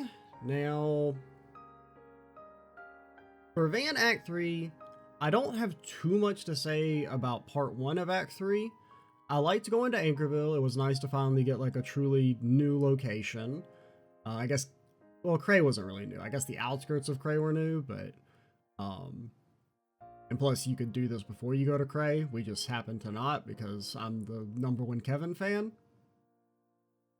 But I do like going to Anchorville, since we'd kind of teased that location a lot over the last 2 games. Van is being proactive in his plot for once, which is something I talked about earlier, which I did like. I liked how the Spriggan side quests were done, with like Anchorville having this different idea of what a Spriggan does. Now, one thing about that is it wasn't 100% clear to me if that was literally just because of the #1 Van superfan having operated out of the area and causing them in particular to think Spriggans were different, or that they were more shady, or if it was supposed to be some sign of like a distortion in Anchorville, since like that plot point hadn't really been fully introduced yet when that was going on, and I kind of just forgot about it. But like, I don't know if that was just supposed to tie into that side quest, or if that was supposed to be like a greater meaning of Anchorville is kind of, since it seems like they're connected to some sort of, the distortions and whatnot, like also how only some people were affected by, or like remembered the Red Fog event, and there didn't really seem to be a clear thorough line of like who remembered and who didn't, which was kind of weird. I didn't really identify a clear reason. Because like, it felt like any character you made it related to, it would exclude some other character who remembered or didn't remember. But also, speaking of the Spriggan thing, one thing I wanted to mention is that one thing they could have done with that idea is they could have really taken the chance to explain what a Spriggan is, because that's been, I've been joking about it since like the start of Daybreak 1 of, Van calls himself a Spriggan. And the implication in the first game is that there are multiple Spriggans. Like, Spriggan is like a occupation, kind of like a Jaeger, right? They're basically independent freelance Jaegers that'll do anything, whereas Jaegers are more like mercenaries, right? You hire a group to go do some sort of, escort or military objective. And Spriggans are more like, individual fixers. And so I think especially since they introduced the idea that Crow is basically doing the same thing in the free cities, is they could have explained that Spriggans maybe originated in the free cities, since that's like an area it's very nebulous, we know nothing about them really, but my assumption, or like an easy assumption you could make just based on the idea of, localized independent city-states, is that maybe the guild isn't very established there. So there's not really a guild presence in the free cities, and some of the free cities may have like varying levels of like competent statehood. So there may not be like functioning law enforcement, or there may be corruption and whatnot. So that creates a marketplace for these kind of like gray market bracers like Spriggans, and have it just be that Van went to the free cities at some point, really liked the idea, because he seems like somebody who like would join the guild but feels like he doesn't belong.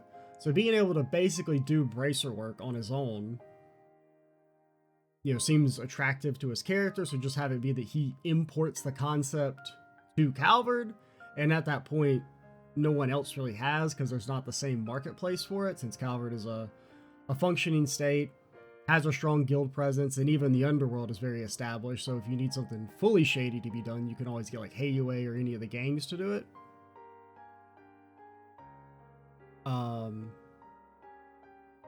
Or another option they could have had for establishing the Spriggans is something that I kind of thought they were going to do with the Calvard games, is make Calvard as a state more dysfunctional and lawless. Because that really did, like, that was my original vibe with Calvard based on the way they introduce it. Because prior to the Calvard games, the main things we know about Calvard is that, it's the only republic on the continent, but it also seems kind of like heavily populist.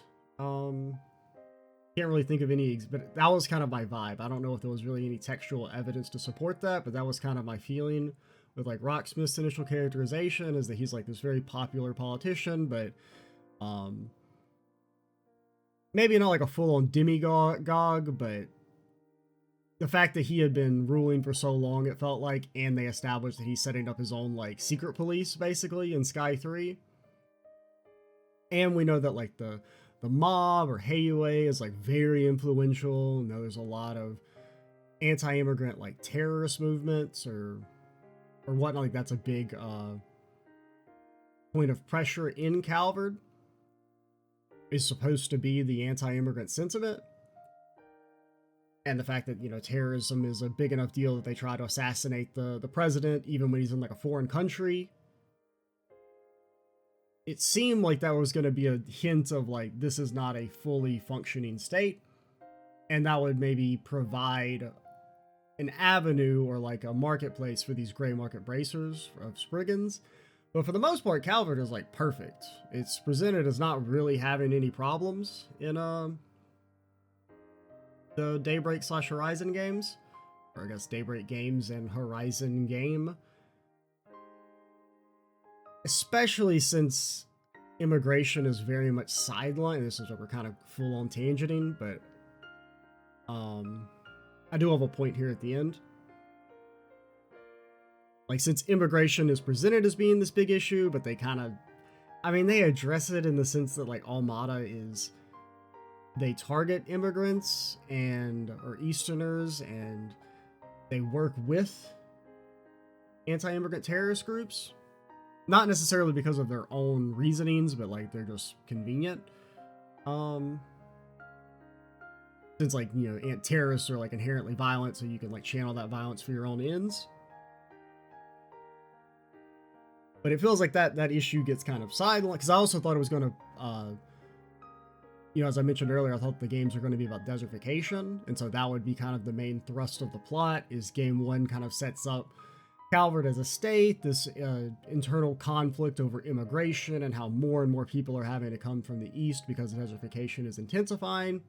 And then the future games would be about resolving that issue, presumably in relation to the wind and water septurions. But I kind of have to assume the reason they didn't want to focus on immigration is that, well, frankly, it's one of the most hot button issues worldwide, and like, I mean, in many, many different countries. And the series as a whole is very unwilling to delve past a surface level into political issues, which is disappointing, but that's not new. That's pretty much been the case for all the games. I mean, Azure is probably the most political, and even then it's not that political. Because I would kind of assume that's part of the reason, which I just kind of wish maybe they'd never brought it up, really. And can there still kind of talk about it? Like, they have the side quests where the immigrants are being taken advantage of by the business guy in Anchorville and stuff like that. And they have some terrorist groups show up, but it doesn't really feel like none of them are like real characters, which on one hand, you don't want to seem like you're being sympathetic to terrorists, you know, someone who's like so violently xenophobic like that. But I guess at the same time, you don't really want to delve on it too much because it's frankly, I guess you're alienating some of your audience because, you know, let's be honest, some of the consumers of the series are probably racist as fuck. And by some, I mean, we know that some are. But I mean, that's for any audience just because of like, there's a lot of bad people in the world. But that's a whole nother side tangent, but just kind of, because it does feel weird that they kind of skipped the time, because I do wonder how they're going to resolve the wind and water stuff, because that doesn't really feel like that should be the last Septurions we deal with, and we're kind of jumping ahead a little bit, but I did maybe have an idea that like, maybe in order to resolve the time Septurion, first we're going to have to resolve the wind and water Septurions with the rewind. But that seems like a whole fucking lot to do in a single game. To like, have us go to the Far East, set up the wind and water Septurions, have us beat the wind and water Septurions, or resolve their issues, and then also go back and do the time thing. It seems like a lot, but at the same time, depending on how the time rewind works, once again we're jumping ahead, but it doesn't feel like there's also enough in that for that, because like just getting ready to fight the time Septurion, in theory you can abstract a lot of that, right? You could basically just summarize it as like we do the events of Daybreak 1 and 2 again, but like mo better. And then you kind of have like a lot of real estate for other stuff. It's just, I don't know about like on a budget area for to have them try and do all of the Central East. And also set us up to be able to take out 2 Septurions and then also wrap up the time thing. Like, I think it's possible, but it may feel a little rushed, but that's just an idea. I don't think that's likely, but theoretical. But going back to Van Act 3, going into the climax of part 1, it was very whatever. I didn't care about the Ranger vestige that much. I wasn't really of the vestiges. Ida was the one that I had the least issue with being resurrected, but it seems like they're, you know, doing the thing where it's, well, my theory is that it's Fairy from the future, but they've at least confirmed it's not Ida, which I like. I like that it's not just, hey, every, I mean, she wasn't a villain. I was going to say every villain from the first game is back again. I mean, I guess she was a boss, but she wasn't a villain. But overall, I mean, because I actually really like the idea of it being Fairy from the future. Like a future fairy that somehow... But it's like, also, I don't really know how it's supposed to work. Because, like... Well, I guess it would be, like, from the future from a previous loop. Because she can't be from a future loop, presumably, based on, like, how they've explained how the time stuff works. I guess she could? Actually, I don't know. Because I guess we haven't confirmed or deconfirmed whether there are also future loops that could be interacted with in the time stuff. Because most of it's been implied to be characters from the past, but... Or at least that's going to be kind of my unspoken assumption. But I mean, it's possible it's a fairy from a loop that hasn't yet happened. But it could also just be a fairy from a previous loop, and that loop lasted longer, so she was able to grow up more, but... Then Van's Act 3 Part 2. I liked it more. As I kind of said earlier, I'm not really sure why some people were affected by the memory corrosion or not. There didn't seem to be a consistent through line there. I liked Harwood showing back up. Harwood's cool. Him being in the game is always nice. He's probably one of the best new characters. Maybe the best new character, aside from, like, maybe Van, I guess. I like the focus on Rosette since it made the Van storyline a bit more personal, because that's one thing that's been a little bit lacking, as I talked about earlier, with like so many of the character moments being plucked out to be connection events, is there's not like a strong character focus in Van's arc. I mean, there's kind of like the stuff with Aaron and Lagan Khan, but like, it's not quite as... It's something, but it's not enough, I guess. But yeah, having it be Rosette remembering that she's from the, I guess, because once again, I'd kind of just been assuming she was from a previous loop, but I mean, there's no reason to assume that there couldn't be interactions with future loops. But we're jumping ahead a little bit since this isn't actually revealed into the finale, but we'll go ahead and talk about it now, of, you know, Rosette being from an alternate timeline, whether it's a past loop or future loop. I saw at least 2 or 3 comments that mentioned the idea of her maybe being from a timeline where the Septirion of Steel like wins and starts to like stagnate humanity or whatever, which would explain, like, I don't disagree. I could definitely see that being the answer. I have a couple potential problems with that theory, which is that, well, it just depends on like what the criteria for resetting the timeline is. As of right now, all we know is that there's a nebulous sin value that seems to be tied to technological progress. And my idea is that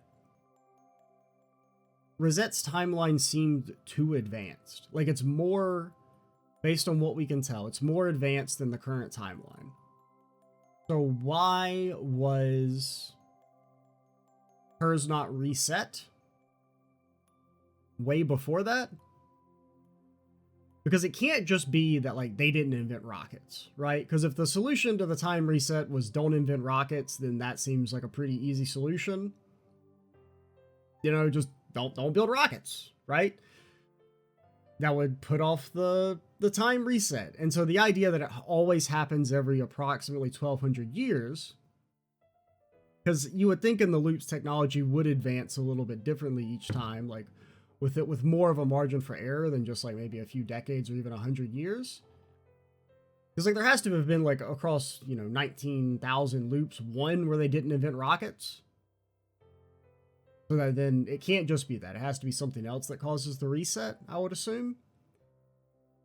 So just like a general technological progress. Or another idea I had is that it's tied actually to the desertification. Like that's the core problem that the time loop was created to solve, which is that as technology advances, they drain the spirit veins faster and faster, or that's just kind of one theory for the desertification, is that it has to do with the mining of septium and whatnot. It could be something different, but the idea that there's like this timer on the planet before it starts to dry up and all life would start to collapse. And so that's why a time loop is created, is because, well, after 1200 years or so, they're not going to be able, all the land's going to turn to desert and dry up, and humans won't be able to survive anymore. So at the very least, we can send them back to year 0, which is the time when technology is at its, like, nadir, since the Great Collapse just happened. So we're basically starting at the lowest level of tech progress, which gives us the longest possible time to maybe come up with a solution. And maybe you don't want to go back before the Great Collapse because either it's not possible or there's a chance that humanity would get wiped out entirely, depending on how the Great Collapse actually worked out. Like maybe they just barely survived and you don't want to risk that again. But that's kind of my idea there is that Rosette is maybe actually from the original timeline, like the very first one.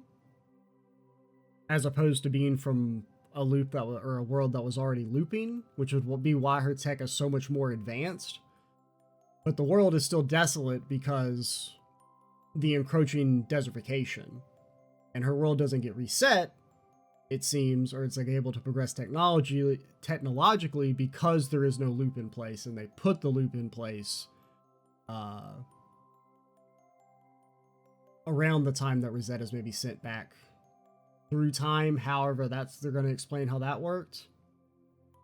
Because could be something to do if they did have some control over, time travel, that they send Rosette and her pod.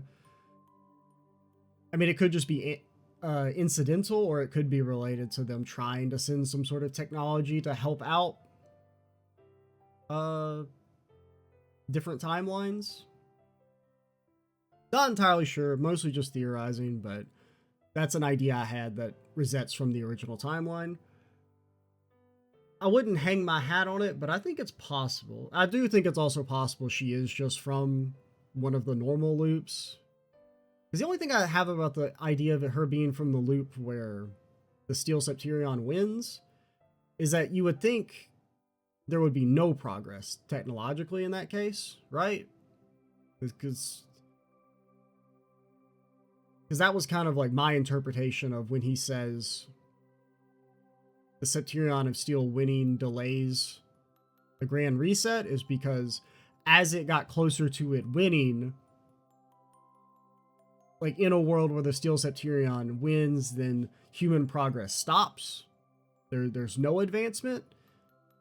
And so either A, the Grand Reset doesn't need to happen at that point, or it just delays the desertification if that is the core problem, or whatever, the idea of there's like an outside presence that's eroding the barrier that's protecting Zemuria. It could be that progress causes that to erode faster, something along those lines, or the barrier only lasts for so long.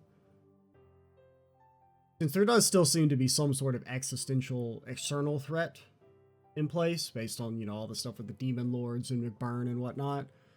But that section was maybe supposed to take like 7 minutes, and it took 20. But I guess I'm still not done because I didn't talk about Melchior coming back. Kind of whatever on that. I did think it was going to be Dante's, which I was also whatever on. I'm just kind of tired of Melchior. But I got no real opinion one way or the other. I did kind of like the idea that he is doing what Hamilton wants. I guess it does kind of showcase that he does have a sense of loyalty / duty to some regard. Because, I mean, he was loyal with Dante's to the end.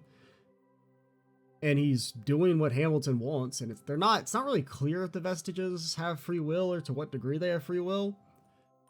The implication feels to be that they have free will, but I don't know. He didn't seem like he was being forced to do something. So he does get like the barest hint of depth if the idea that he is like he does feel like he has a duty. I mean, I know he says that in the game, but it does kind of reinforce it a little bit if you think about like how loyal he was to Dante's.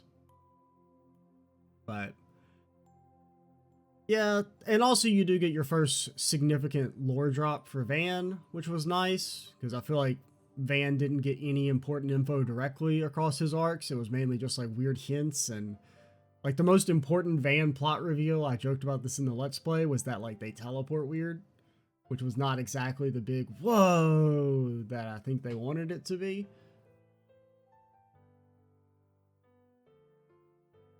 Alright, so now I guess we move on to the finale. What's there to say about the finale? Well, there's a lot of things to say. Start off, much shorter than I expected. Definitely, I mean, even in the finale, I was kind of like, oh, I've got most of the day to record. I should be able to finish the game, not knowing that there was only like an hour and a half left. But definitely, it had this weird feeling of it felt like a fake climax, which they've done in the past several times, where they kind of present a dungeon that feels climactic, but it doesn't feel climactic at the same time. You have the like Orpheus Tower the first time in Azure kind of feels like a final dungeon.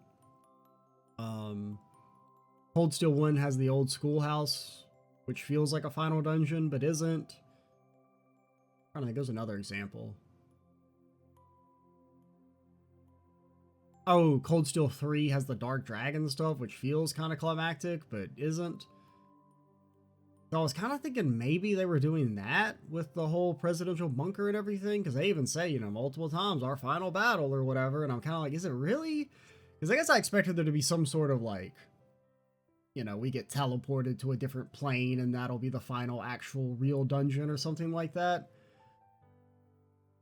And, you know, I did fully expect there to be like at least a little addendum for Rean and Kevin's sections. I don't really know what it would be for Rean, but like Kevin to fight the vestiges. Because I think that would help solve the problem I had with both of them, where they just kind of, especially Kevin's, where Kevin's just kind of ends. It doesn't feel like it has a good capstone. One idea I had that you could do maybe is one of two things. Either during the ending, have it be when like it's being revealed that Agnes is going to sacrifice himself or sacrifice herself, is that Kevin, like maybe Kevin gets mad about that. Maybe he doesn't like the idea of seeing Hamilton like use this girl for like even if he on some level recognizes the self-sacrifice is like the correct decision to make, I could see Kevin being kind of sensitive about that, because maybe he like relates it to Rufina somewhat sacrificing herself for him. And so like in a moment of anger, he does try and fulfill his mission to kill Hamilton. And you could either be that like maybe he does kill Hamilton, or like he shoots her and then the time starts to rewind, and maybe in that moment he feels like deep regret, but it showcases some sort of like emotional anguish. Like it gives his section a bit more personal character meaning. Or have it be he shoots the crossbow bolt as timeline is resetting, and you see the bolt like turn into fucking vapor right as it's about to hit Hamilton. And so you have that idea of like Kevin acted upon his like duty to the church still, and being conflicted over that he still has that ability to kill. Or maybe he just have it be that he wants to shoot her, like he acts like he's gonna shoot her, but then can't force himself to do it. But I do kind of like the idea of him technically killing Hamilton, and then in the reset, it'll be about him maybe having some guilt over the fact that in a moment of weakness, he did reindulge in his volatile emotions, and then in the more perfect path, he'll be able to stay true to the new personality he kind of adopted after Sky 3. Especially if Riaz gets brought back to be that kind of moderating influence on him. Because Kevin's just needed something else. It needed some sort of emotional moment or anything, right? Because it kind of feels like they set up this idea of, you know, whether Kevin is going to be able to kill again, as opposed to Nadia and Swin never wanting to kill again, you know, having been prolific killers and rejecting that lifestyle. As I kind of talked about it earlier, you know, the dichotomy between Kevin chose to be an assassin, whereas even though it was out of grief and whatnot, and there's an element of like, oh, maybe his killings are justified because the church said so and the church can't be wrong, versus Swin and Nadia, who were, you know, forced into doing it. But that just never came to an head. Like there was never a real clash there that felt like it was advertised. So something like that would have been nice. Like maybe, you know, he tries to shoot Hamilton and Swin and Nadia intervene and talk him out of it, or just something, anything really.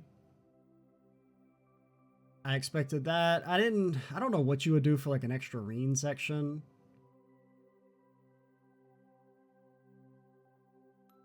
Like, I don't know. But just like a little, like, less than an hour long sections with each of them, I definitely did expect. Also, I guess we should talk about the garden. Here, to sum up the garden, when I was writing my notes, I forgot to write a section on the garden, and I had to come back and add it. And right now, I almost forgot about the garden. So that's my review of the garden. I almost forgot it existed. To be serious, though, the final scene with the Grandmaster and Novartis is really, really good. I liked the Grandmaster getting to say more than just a few sentences. She got to show off a bit of her like personality besides just saying like cryptic nonsense. It's a nice kind of like a little bit of emotionality between like with Novaris and her. You can see that she's got this like charisma to her, and it makes more sense like why the members of Ouroboros are so devoted to her. I mean, I kind of joke in the video about like I see why she has a cult now, because she has like an aura to her, you know. It does also see like her being so like gentle and kind does seem to support the idea of her being ultimately good, which I definitely does seem to be the way the wind is blowing with Ouroboros. Whether that was the original intention or not, since I mean that there's been a conscious effort to make Ouroboros less evil ever since the Sky games, so that does make sense. Trying to think, there's one other thing I wondered. Oh yeah, about the garden. Overall, I mean, it's fine. It's way better than Daybreak 2, but overall, it felt kind of awkward with the story. It just kind of felt like they were trying to recapture Reverie, but it just didn't fit the story properly, and just felt really weird, especially with the climax where Rean and Kevin's parties aren't involved. They're just playable characters that don't get to say anything. I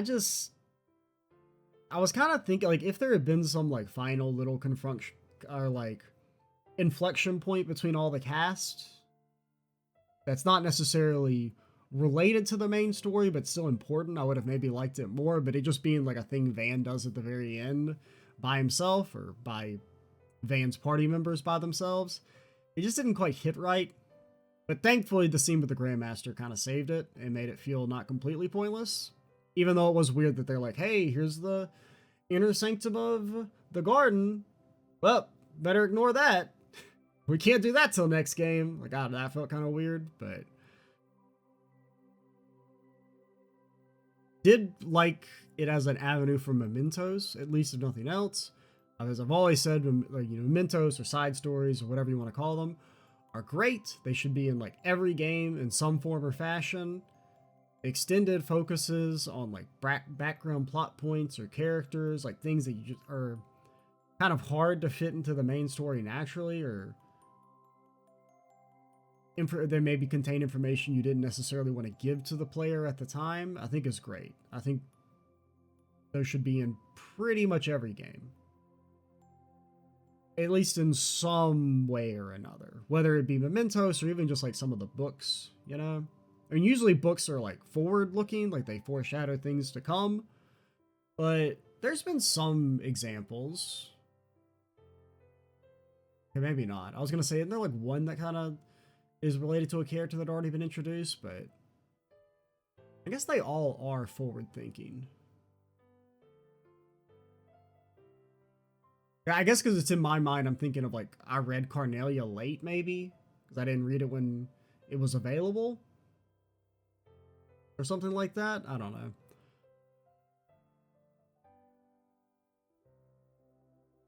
But yeah, I think that's all I got to say about the garden.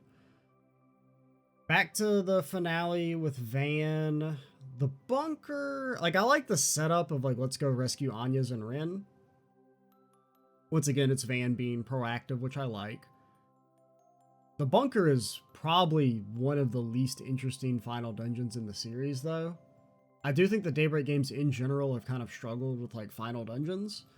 Daybreak 1 had the Pandemonium stuff, which was interesting, but all you do is just fight the same Armada members that you've already fought and beat and killed in some cases. So there's no like, it's not very interesting.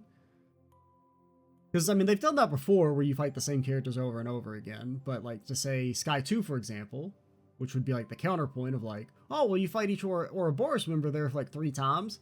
Yeah, but there's like a score to settle still with the Enforcers when you're doing the final tower in Sky 2. Because, you fight them the first time, you get your ass kicked. You fight them the second time, it's kind of inconclusive. The fight just kind of gets interrupted. So it's like, hey, you get your ass beat the first time, you're relatively equal the second time, and then you win the third time. So I felt like there was like unresolved business, whereas with Almada, you've already fought and killed them by the time you do the final dungeon. So it's like, okay.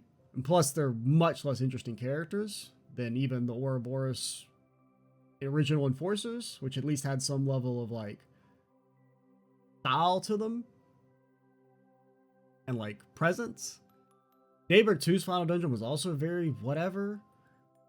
You get teleported to the cube dimension. Okay. And then Harwood and the twins are there. Like, that's kind of a fun fight at least, but very like, okay. It doesn't have that like cool boss gauntlet that a lot of the better boss dungeons have or final dungeons have. You know, the standouts would probably be Sky 2, CS2, CS3. I'm trying to think of other. What's the final CS4 dungeon? Oh, CS4 is it's all right. I mean, you have like the Rufus and Cedric fight and Maria Bell and Camp. Yeah, the final. Plus, I'm thinking about it in the context of the difficulty mods where they were, you know, more enjoyable. But yeah, no, the CS4 final, because you also have McBurn. True 4 McBurn is cool. So definitely, I think they haven't quite hit with the final dungeons in the Daybreak games, mainly just because our antagonists haven't been that cool. Is a bit of an issue. Like, the Garden felt better in terms of like a boss gauntlet, or at least you fight Harwood, you fight Simeon. Simeon's kind of cool. I guess that's basically it. But even those two alone are like more engaging as enemies than like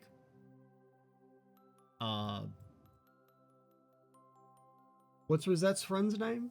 I'm blanking on it. I keep what Mirabelle. Once again, I was trying to say Mariabelle. I'm like, it's very similar, but it's not. But yeah, Mirabelle. You know, at least that sequence has the big revelation with Rosette and whatnot, which is cool. I like it. Especially the idea that the reason Marduk has been able to advance so fast is because they're basically cheating, which has been like a bit of an issue I've had with the tech progress in the series. I've talked about how I kind of liked it a bit more, where it was the tech progress was kind of like, I'm trying to think of how to describe, because it's not steampunk, but it's like steampunk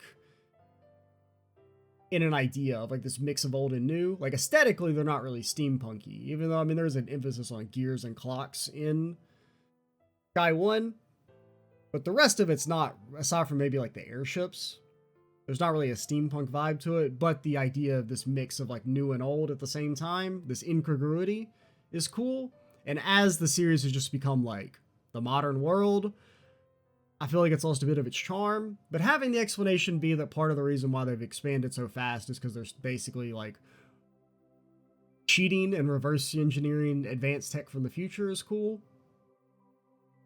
And also jumping ahead a little bit, but the revelation that at least some of the artifacts are like carryovers from previous loops that don't get fully reset, I actually really like a lot as like an explanation. I think that's more interesting than just like ancient civilization had crazy big technology, which I don't really have anything against that trope, but it is very common, whereas the world is stuck in a permanent loop, but the loop is like not perfect every time and little remnants get left behind, is more interesting for sure.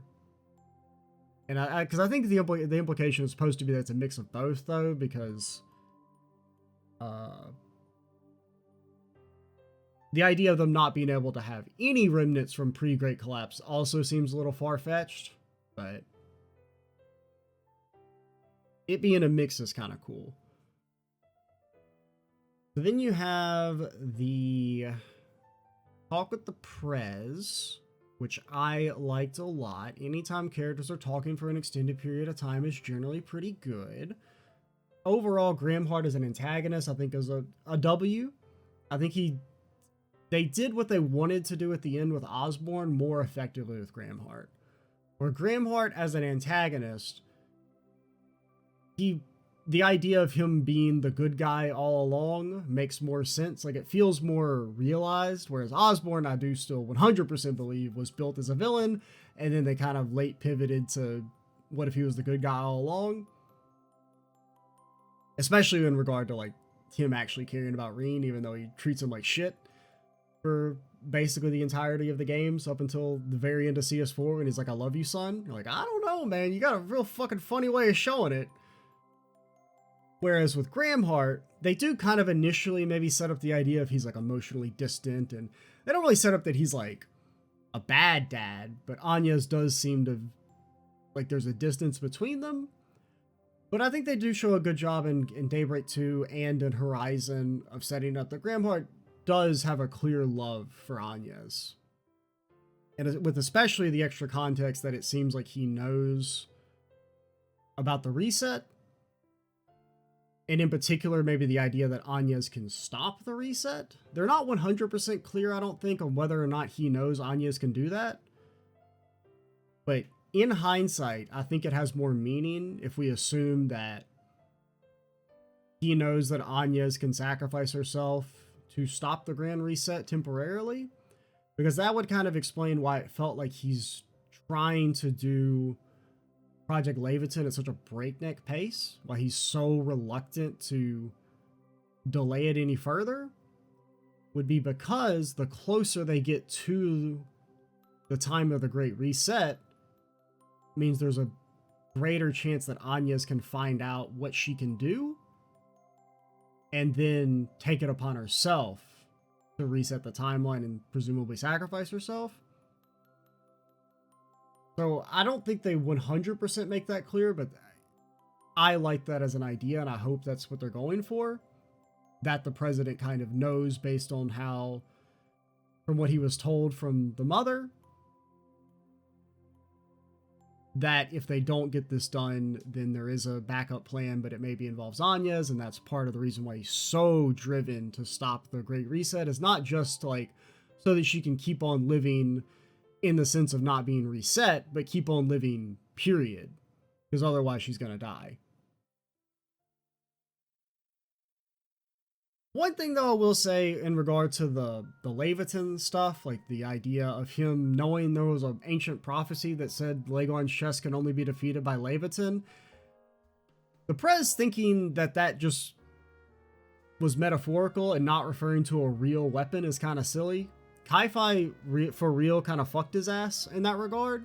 Kai-Fi could have sent a letter that's like, hey, my secret disciple is destined to get a legendary true blade in like a couple days if you just wait. If you just wait like 2 or 3 days, it'll be the 13th night, and then he and Shizuna are going to fight, and then one of the two of them is going to unlock their true sword, which can cut through time and reach the void. If you just wait like 2 or 3 days, brother, trust me, it'll all work out. We could have saved a lot of trouble if Kai-Fi would have wrote one fucking letter. That's all I'm saying. But to expand on that, my assumption for Leviathan is that it's either going to be Rean's true sword, or Shizuna's connection event does establish that even though she calls her sword Akagaratsu, its real name has been lost through time, so the idea of its real name being Leviathan seems possible.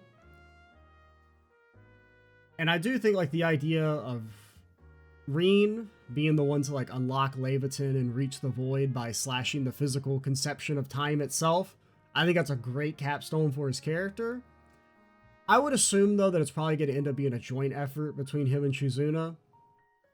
Like one idea I could see is that maybe Leviathan is like 2 swords, that it's both Rean's true blade that he's going to get presumably, and also it's Shizuna's sword. And so either, you know, they're like 2 halves of a whole, and then together they're going to be able to reach the void and destroy time.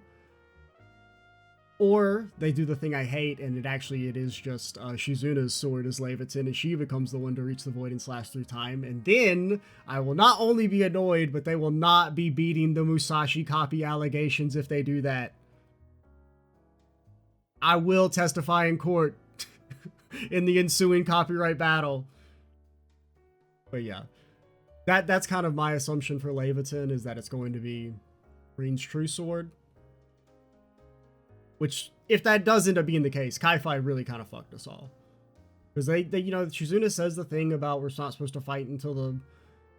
I remember saying something about the 13th night. But I can't remember if she says now, like today is the 13th night, or it's not yet the 13th night. Because then also you have that the side NPC in Anchorville that, because he says, you know, the blood moon or something on the 12th night or 11th night, I want to say. Because basically it's like if they had just chilled for like a day or two longer, Rean / Shizuna could have gotten their true blade, and then they could have gone up in space and kicked Evil Valley, kicked his ass, killed Lagon's chest, and we would all be fucking popping champagne. But no, we couldn't wait a couple more days. Which, if they explain it, that, like, the Prez is like, I just really don't want Agnes to know she can reset the timeline, we gotta do it now, I think that's... I would buy that as an explanation for his desperation. But yeah, also about, like, what I'm kind of assuming how they're going to... In the redo, what they'll do is... I think it's connected to Amelia being sent into the past and being the robot that Kevin and Tommy T find. Is that what I'm assuming happens in that sequence with Hamilton is that she's causing the statue to appear in two places at the same time, kind of like with the Genesis. That she both sends it into the past to be found by Kevin and Tommy T, but it also she sends it slightly forward into the future so that it doesn't smash into them and kill them like a meteor.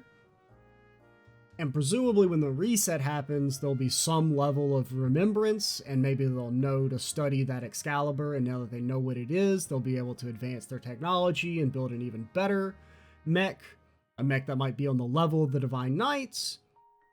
And then we can loop it back to Reverie, where the implication is that Valamar's spirit's still around, and then Valamar will come back, and Rean and Valamar will be reunited, and they'll go up into space with Crow and Ordine, and they'll fight evil Valamar, and they'll kill him, and then they'll slash Lagon's chest and reach the void and destroy time. That's my broad level prediction. Because that is like a lingering plot point for a while now. Is in Reverie they established that, you know, Rean's Divine Knight gets possessed by Valamar, or presumably Valamar, and then they never bring it up again. So I think that seems like a logical conclusion, because it does feel like the whole thing of sending Amelia up just felt wrong. And they kind of confirmed that right at the very end, where she's, you know, Shizuna is able to predict the attack from Zoa Gilstein / Evil Valamar, but she's not, because she's not a combat character. And the whole idea just felt weird, because teaching Shizuna to be a mech pilot makes way more sense than trying to turn Amelia into a combat badass, because they already establish in the Cold Steel games that if you are a martial artist, you pick up piloting a mech extremely quickly. I mean, Aurelia picks up mech combat like almost instantaneously, so do all the other major characters. And she's Shizuna, she's my #1 OC, Do Not Steal. Put her in the mech for like 10 minutes, she'll probably be just as good as Amelia. Or have it be they try and convince Rean to do it, even though then there's going to be some sort of friction over him being an Erebonian citizen, and like, can we trust him with this knowledge and whatnot. But like, that just makes way more sense to me than sending Amelia up. And I'm going to presume in the more perfect timeline, that'll be one of the corrections, is that they'll send probably Shizuna, Rean, and Crow up, with Rean and Crow maybe having some element of Valamar and Ordine back. They didn't really imply that Ordine is still around, but if Valamar's still around, it could be that Ordine still is. And then another idea, something that because when I was doing my research for this final section, I did involve rewatching a lot of the cliffhangers from Cold Steel 4 and Reverie and stuff. And one thing I'd forgotten is that at the end of Cold Steel 4, when the Grandmaster announces, you know, the world's going to end or whatever, she does also say that the Fire and Earth Septurions still exist. So I could see it either being they exist but they're not in this plane, compared to, say, the Mirage Septurion, which is completely gone. So it could be that, like, they channel the nascent power of the Fire and Earth Septurions to bring back Valamar and Ordine. Now, Ordine's has more of a water vibe, but, you know, for the sake of the argument. Or they could just be referring to the idea that corrupted Rean is still kind of in our universe, like he wasn't perfectly reset. And since he's possessed by the Steel Septirion, that's the Fire and Earth Septirions. Because going back to the thing that attacks Amelia is it has Zoa Gilstein's wings, but it has the eye of corrupted Valimar, which Zoa Gilstein does not have. It has that corrupted eye of Ishmelga look. So I'm presuming it's meant to just be, Rean driven mad.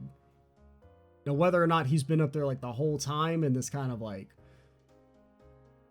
pseudo space or not, or whether it was the times that Tyrion just brought him back at that moment, I don't know. But I mean, even though it is a bit of a rehash, Rean getting to reunite with Valimar and then fight the corrupted version of themselves powered by Ishmelga is kind of cool. It's like a rehash because Rean already fought the quote unquote evil version of himself, but it's cool, so I give it a pass if that's what they end up doing, presumably. Also, speaking of revisiting the CS4 ending, I mentioned earlier how my kind of working theory right now is the Grandmaster is the original Eschaton Saint, and it does seem like there's some supporting evidence in that sequence, because she does describe herself as a shadow who's merely the one to announce the appointed time, which I believe Nina uses the same phrase. The being who announces the appointed time.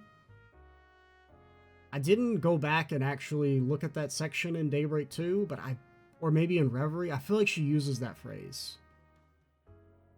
I just realized I kind of forgot to check. Okay, I did go back and revisit. Nina does use the phrase the appointed time when she shows up in the end of Kevin's Act 2, when she, mogs on Zect Arms Lady. She uses that phrase, which, certain word choice uses I don't buy too much into, because I'm only just going off the localization, but I also have to make my arguments based on the localization, because a lot of this is less like me trying to be right and more just like thought experiments and argument building. But that feels like that confirms that a little bit more, that she's probably supposed to be the Eschaton Saint, or maybe the original, or at least one from a previous loop. And another point, going back to the Excalibur, is that maybe the reason they send the Excalibur back is that's how they build the new and improved Merkabahs. Now, those were not important in the plot, really. Them being better wasn't really relevant, but maybe they'll be important going forward.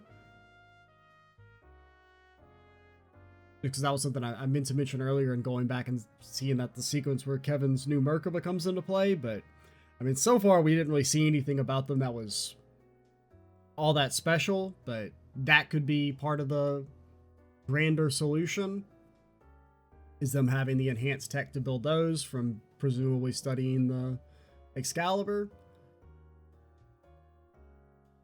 There was one other thing I wanted to mention. Oh yeah, and since I was going back and looking at older sections, I did go back and was looking at they're in the Reverie true ending, because frankly I'd kind of memory hold that entire section with the Let's Do Azur's ending again. And so now that we do know more about the idea of multiple loops and the same people being in them is more confirmed now, which I mean, granted, we say that, but the people we know that have existed in multiple loops, we don't necessarily know that it's the same people are always in the same loop. Because say with Novartis, it's unclear whether he was physically transported from his previous loop to this one, or if he just has memories of the previous loop and he doesn't know, these false memories are confusing him, or he has these memories of being Epstein's disciple, but none of the records confirm it. Because we don't know if it's that he was transported to a new world and then he's like, why don't I exist in this world? Or if it's that he's lived a fairly normal life, but then at some point he awakens a past life and there's he doesn't really know which one is real, because it could be kind of either or there. And same for Rosette, she did exist in a previous loop, but if she was sent through time, then that wouldn't necessarily mean there's 2 Rosettes. Now, I think the implication is that the same people are in multiple loops, because presumably I forget her name, but the blue-haired lady is presumably supposed to be Rosette's grandmother. So if Rosette's grandmother is in this loop, then there would eventually be a Rosette. But we don't 100% know. That's just the way it's leaning. I lost my train of thought going on that little... Yeah, because like I remembered Nina using, and I think she also maybe used it another time, but I didn't like try and look up the transcript. I just was like clicked over to the videos that she popped up in. Since I've got my second monitor has like 25 tabs of my own videos up, which is kind of funny. But that's one good benefits of having a record, a video record of all the games, is that it's kind of relatively easy to get straight to the actual section and like see it in context. But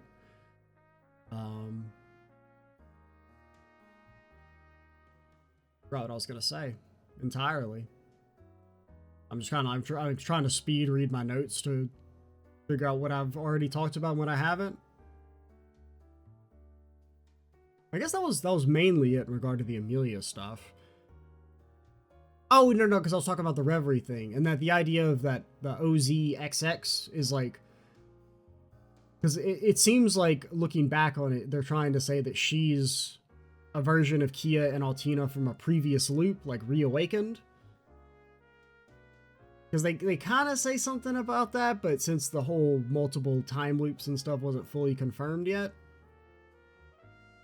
But she also refers to herself as a shadow, which is the Grandmaster uses the same phrase. So that, to me, seems to be another supporting evidence of the Grandmaster being somebody from... I think her being from the original loop is the coolest, because the idea of her being this, like, guiding figure across, like, millions of years of trying to find the perfect path to break the loop is really cool. But she could just be from, like, a previous loop.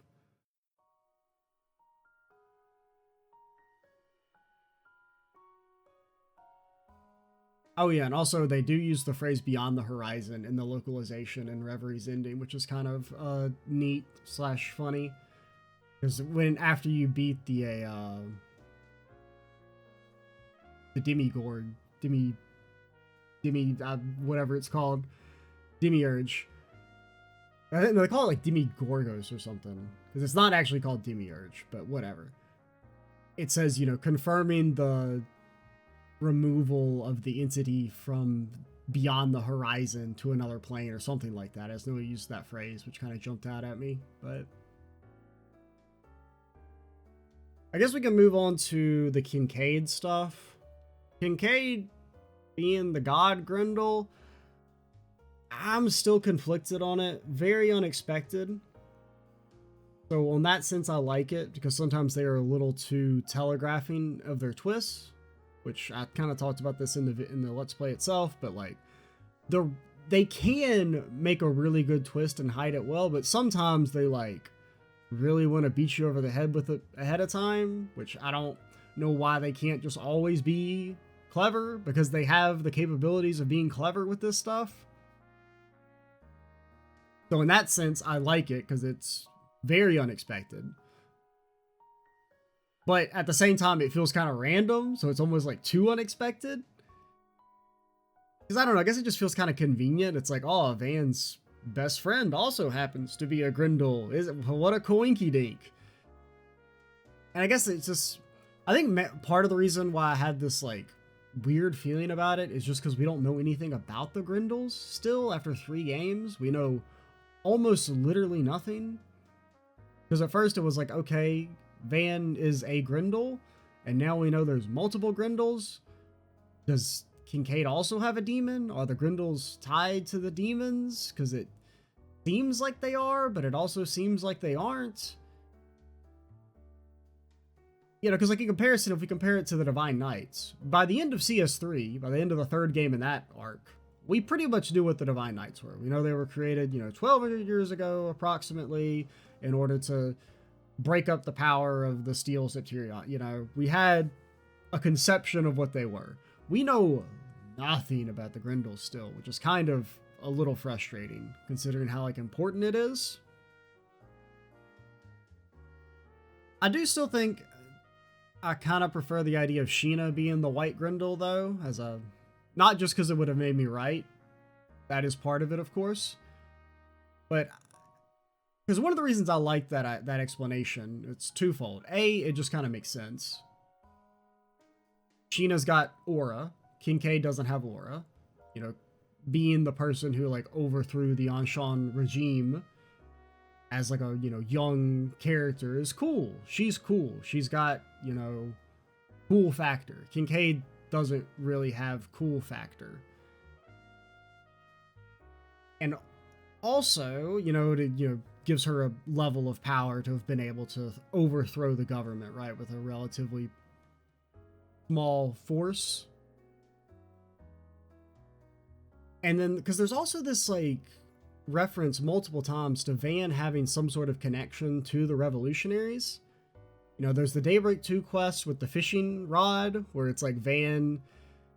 I can't remember exactly how it's phrased, but there's something about Van feeling nostalgic for the fishing rod, or like having some sort of affinity with the general.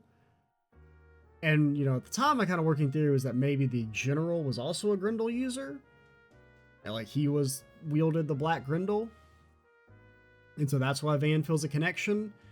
And then when they're at Anya's house, you know, Van says he feels nostalgic about the garden. And at first I was thinking maybe that was the Eastern General's home.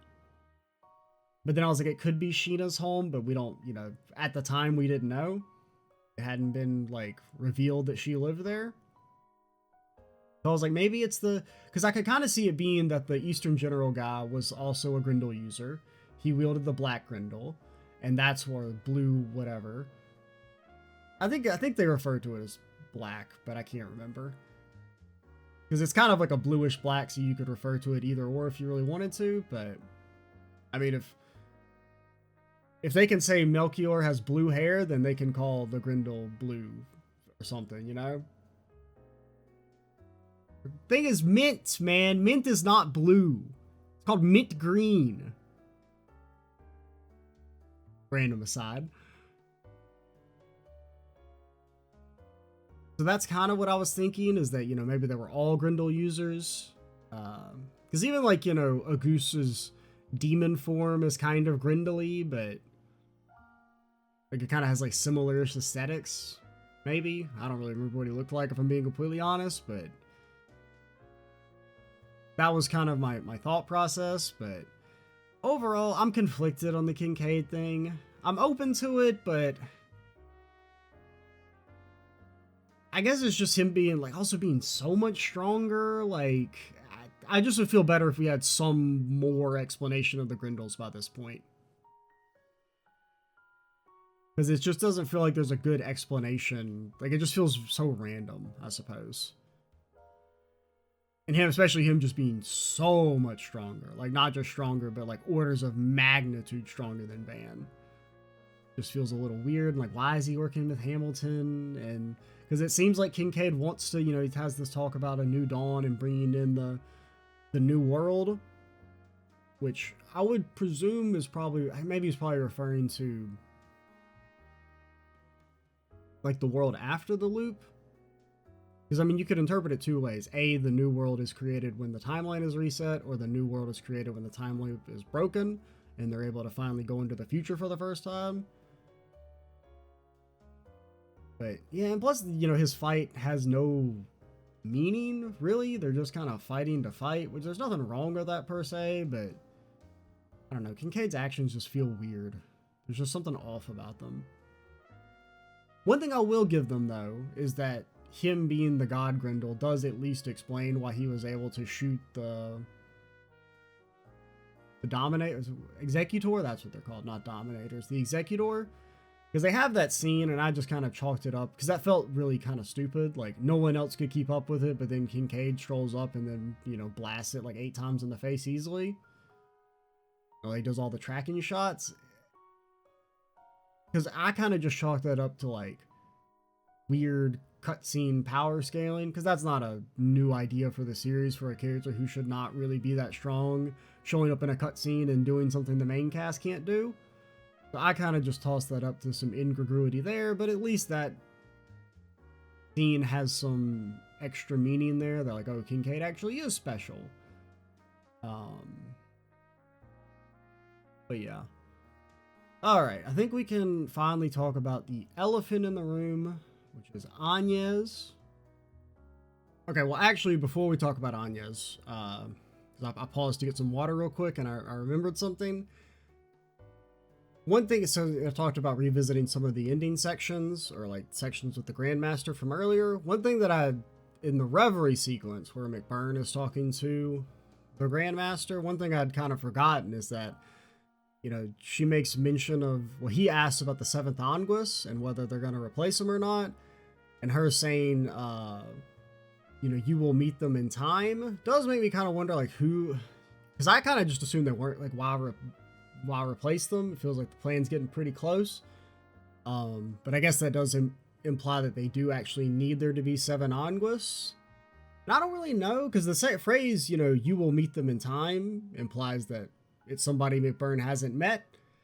Now, it could just mean that she means that, like, you will meet them as the 7th Anguis when the time is right.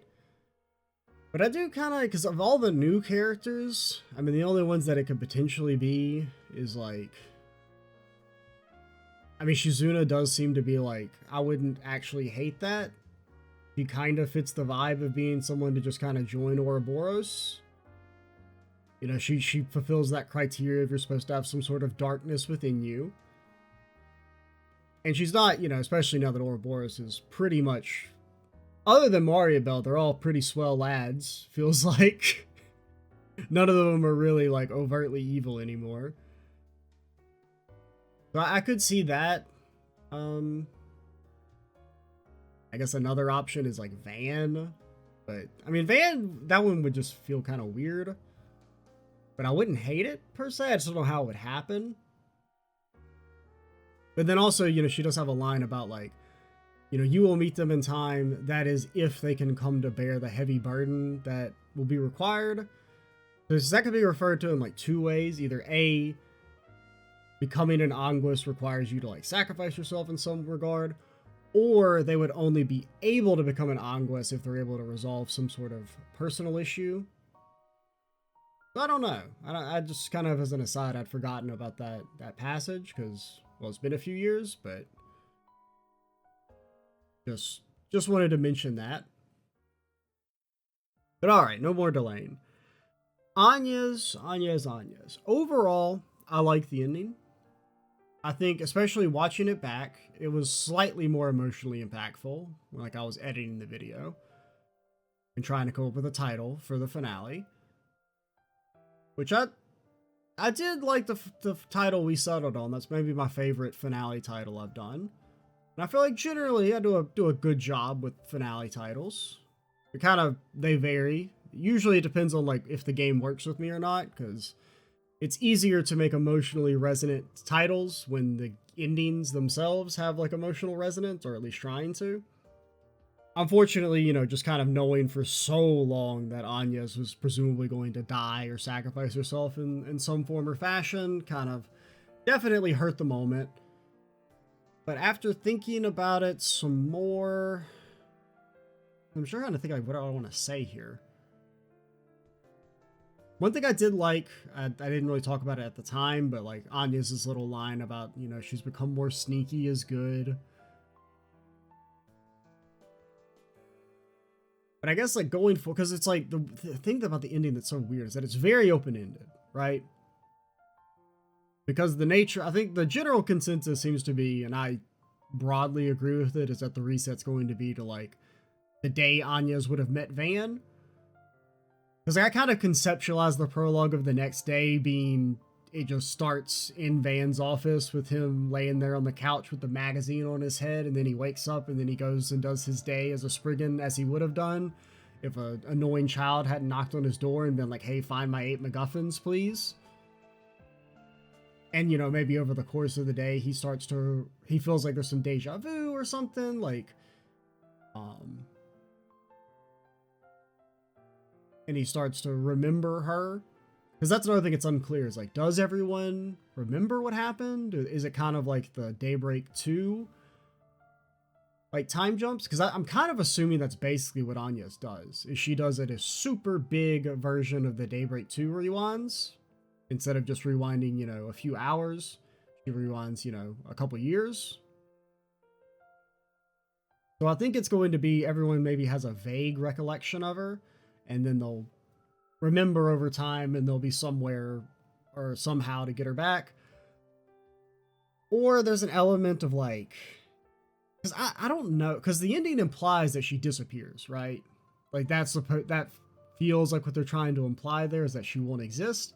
But that doesn't really check out because they imply that Anya's mom and grandmother did the same thing and everyone still remembers them and they died of natural causes. They just died of an illness. Now, one thing they could do, they do not have the balls to do this. They would never do this in a million years. And if they did, I would be extremely impressed, but they're not going to do it. I'm calling them out. They don't got the stones to do what I'm about to say. Reset the timeline. Anya's is there. Everyone's mad at first because they're all like, what the fuck? You baited me. Anya's is still alive. I always thought there was gonna, you know, be some consequences. They could never kill anyone off. And then the game goes about as normal. They follow the golden path. They complete everything perfectly. They stop the time loop. And then it gets to be, you know, whatever day the game actually ends on. And like Anya's, have it be that when you reset the timeline, the person who resets it can only live up to the point that they reset the timeline. And so then she would, you know, die like her mother and grandmother of natural causes, or presumably natural causes. Like I said, they ain't got the stones for it, but like that would be kind of cool to bait a happy ending and to have it seem like they're doing the typical Falcom, like, you know, being afraid of actually killing off a character and then actually hit you with the fucking sucker punch. Me personally, I would love that. It would give Anya's character so much emotional resonance, and it could be such a good bait and switch. But I don't think they'll ever do it. Presumably, it'll be, you know, she's gone, but then we bring her back, and Van and Anya's, or Van realizes after Anya's is gone that he actually did love her the whole time, and then blah blah blah. But I will say though, if Anya's dies, that would be the best way to resolve the love triangle, because it could be he only really realizes that he loved her after she died. So it's like Van doesn't really end up with anyone, but like emotionally is connected to Anya's. But that's, I mean, I know people are gonna say, "Oh, that's too sad of an ending for the series," and like I agree. But you can't have a good ending without loss. There is not a good no media has a 100% happy ending. No good media. Every single ending has to contain, even if it's just a very tiny pinprick of loss. I can't think of a single good ending that doesn't have some small element. I think it's like impossible to have a completely satisfying, like a satisfying ending that is 100% happy. You know, I'll confine my examples to like the Trail series, because like Trail series, broadly very happy endings. I mean, the most dour ones are the clear cliffhanger endings, but the resolutions are all very happy. But they all contain a small element of loss. Guy 2, very happy ending. Does have the element of, well, Loie died. So Joshua doesn't get to actually, he kind of reestablishes this connection with this character who's like his older brother, but that's never going to be realized. Azure, very happy ending. Does involve Lloyd rejecting the chance to be in the perfect world where his brother is still alive. You know, he's presented with this opportunity to live in the literal, like, perfect world of his dreams, but he has to reject it because it's the right thing to do. Cold Steel 4, very happy ending. you know, with the wedding and everything. But there's still the very small element of loss of, you know, Rean lost Valimar, and if we buy, I don't personally don't buy into the Osborn was a good dad and loved Rean the whole time, but most people do. So it's like he establishes this reconnection with his biological father, but he's never really going to get to explore that. There's a small little element of loss. Now, Anya's dying would be more than a small element, but I just think it would go hard.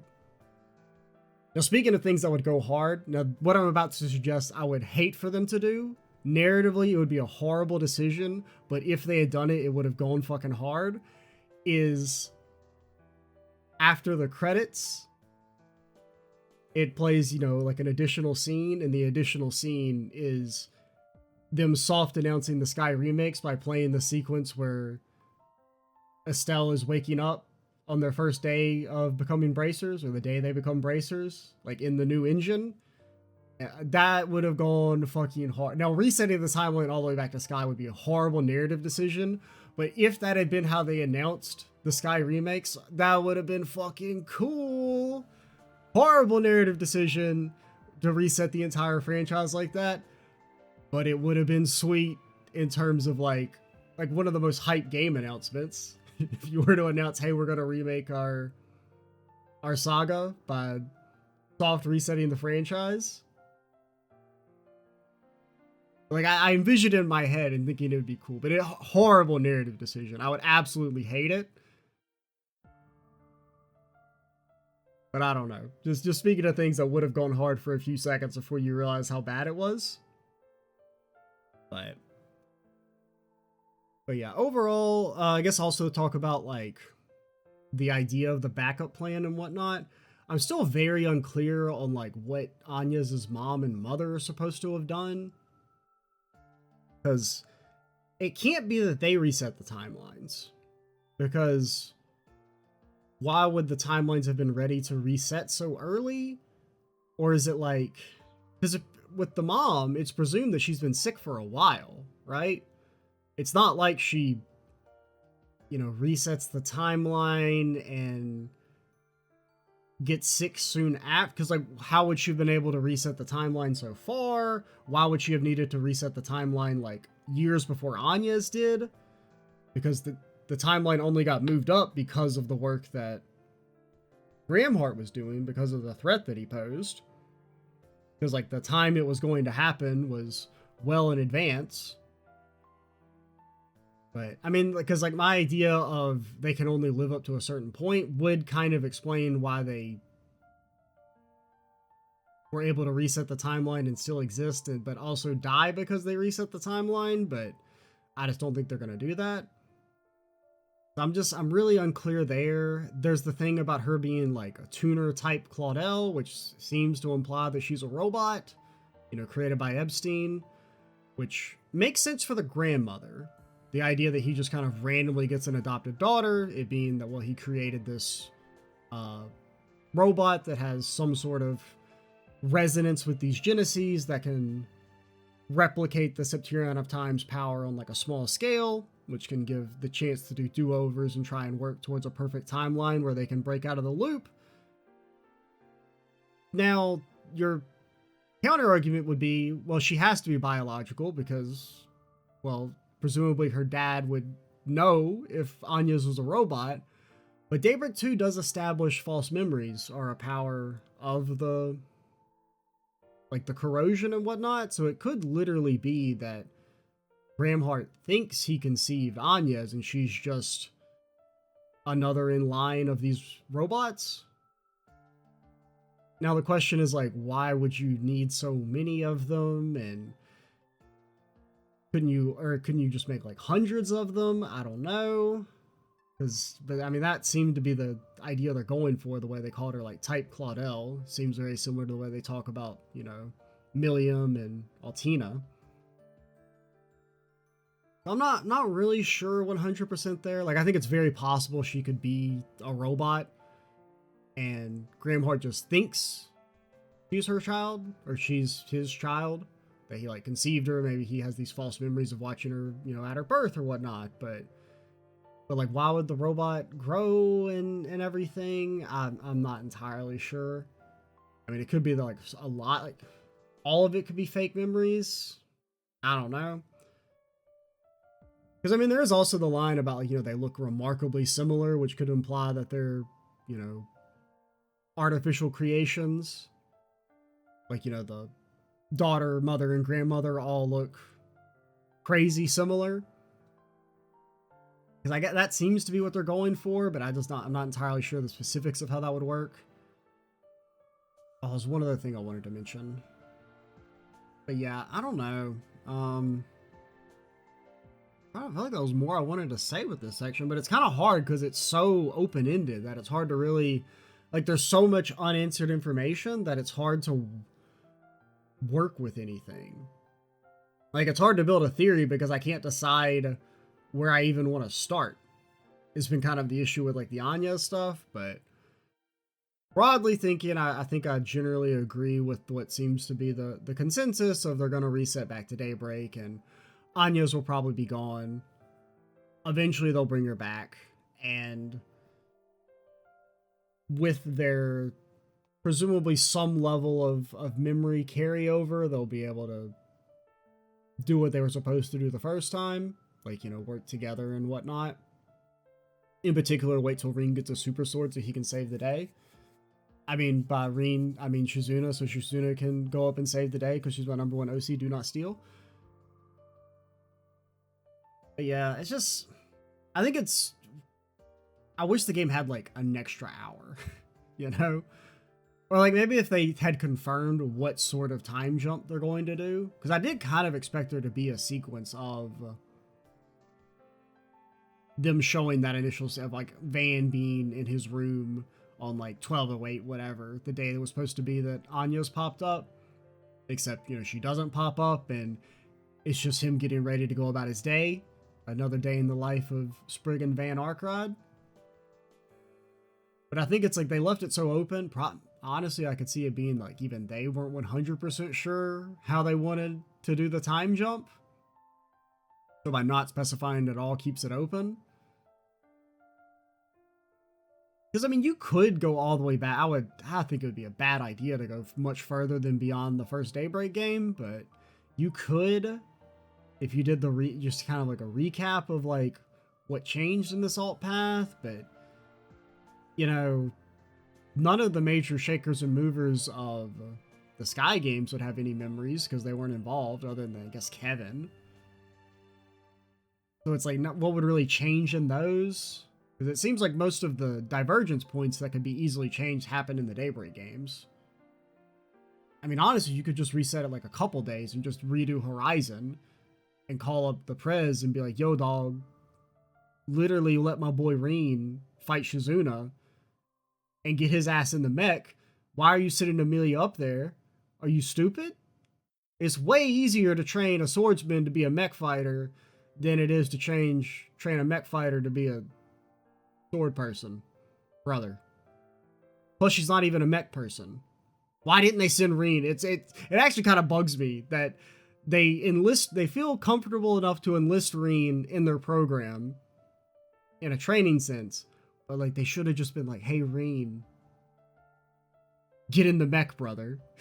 Please. Or even Shizuna. Like, I would actually not hate that if that was maybe Shizuna's role in the storyline. Somebody even made a comment saying this, that they should have kind of just merged Amelia and Shizuna's characters. Like, give that role of being the character who's going to go to space and fight the Septurion of Time and potentially die in the process. Like, give her that role. Actually would kind of work because it gives Shizuna's character some more purpose. Maybe her being like resigned to her own potential death. Because it could be that like, there's no way to come back down in the re-entry. Like, it's a one-way trip. So her being consigned to that would maybe explain some of her like nonchalance and ambivalence, because she's already accepted that she doesn't have too long to live. So like, I think it would actually help her character a lot to be in that role. Now, like I said earlier, if one of them has, if it's either Rean or Shizuna that has to be the one to reach the void and slash the Septurion of time and bring us into a new age, I feel like it should be Rean.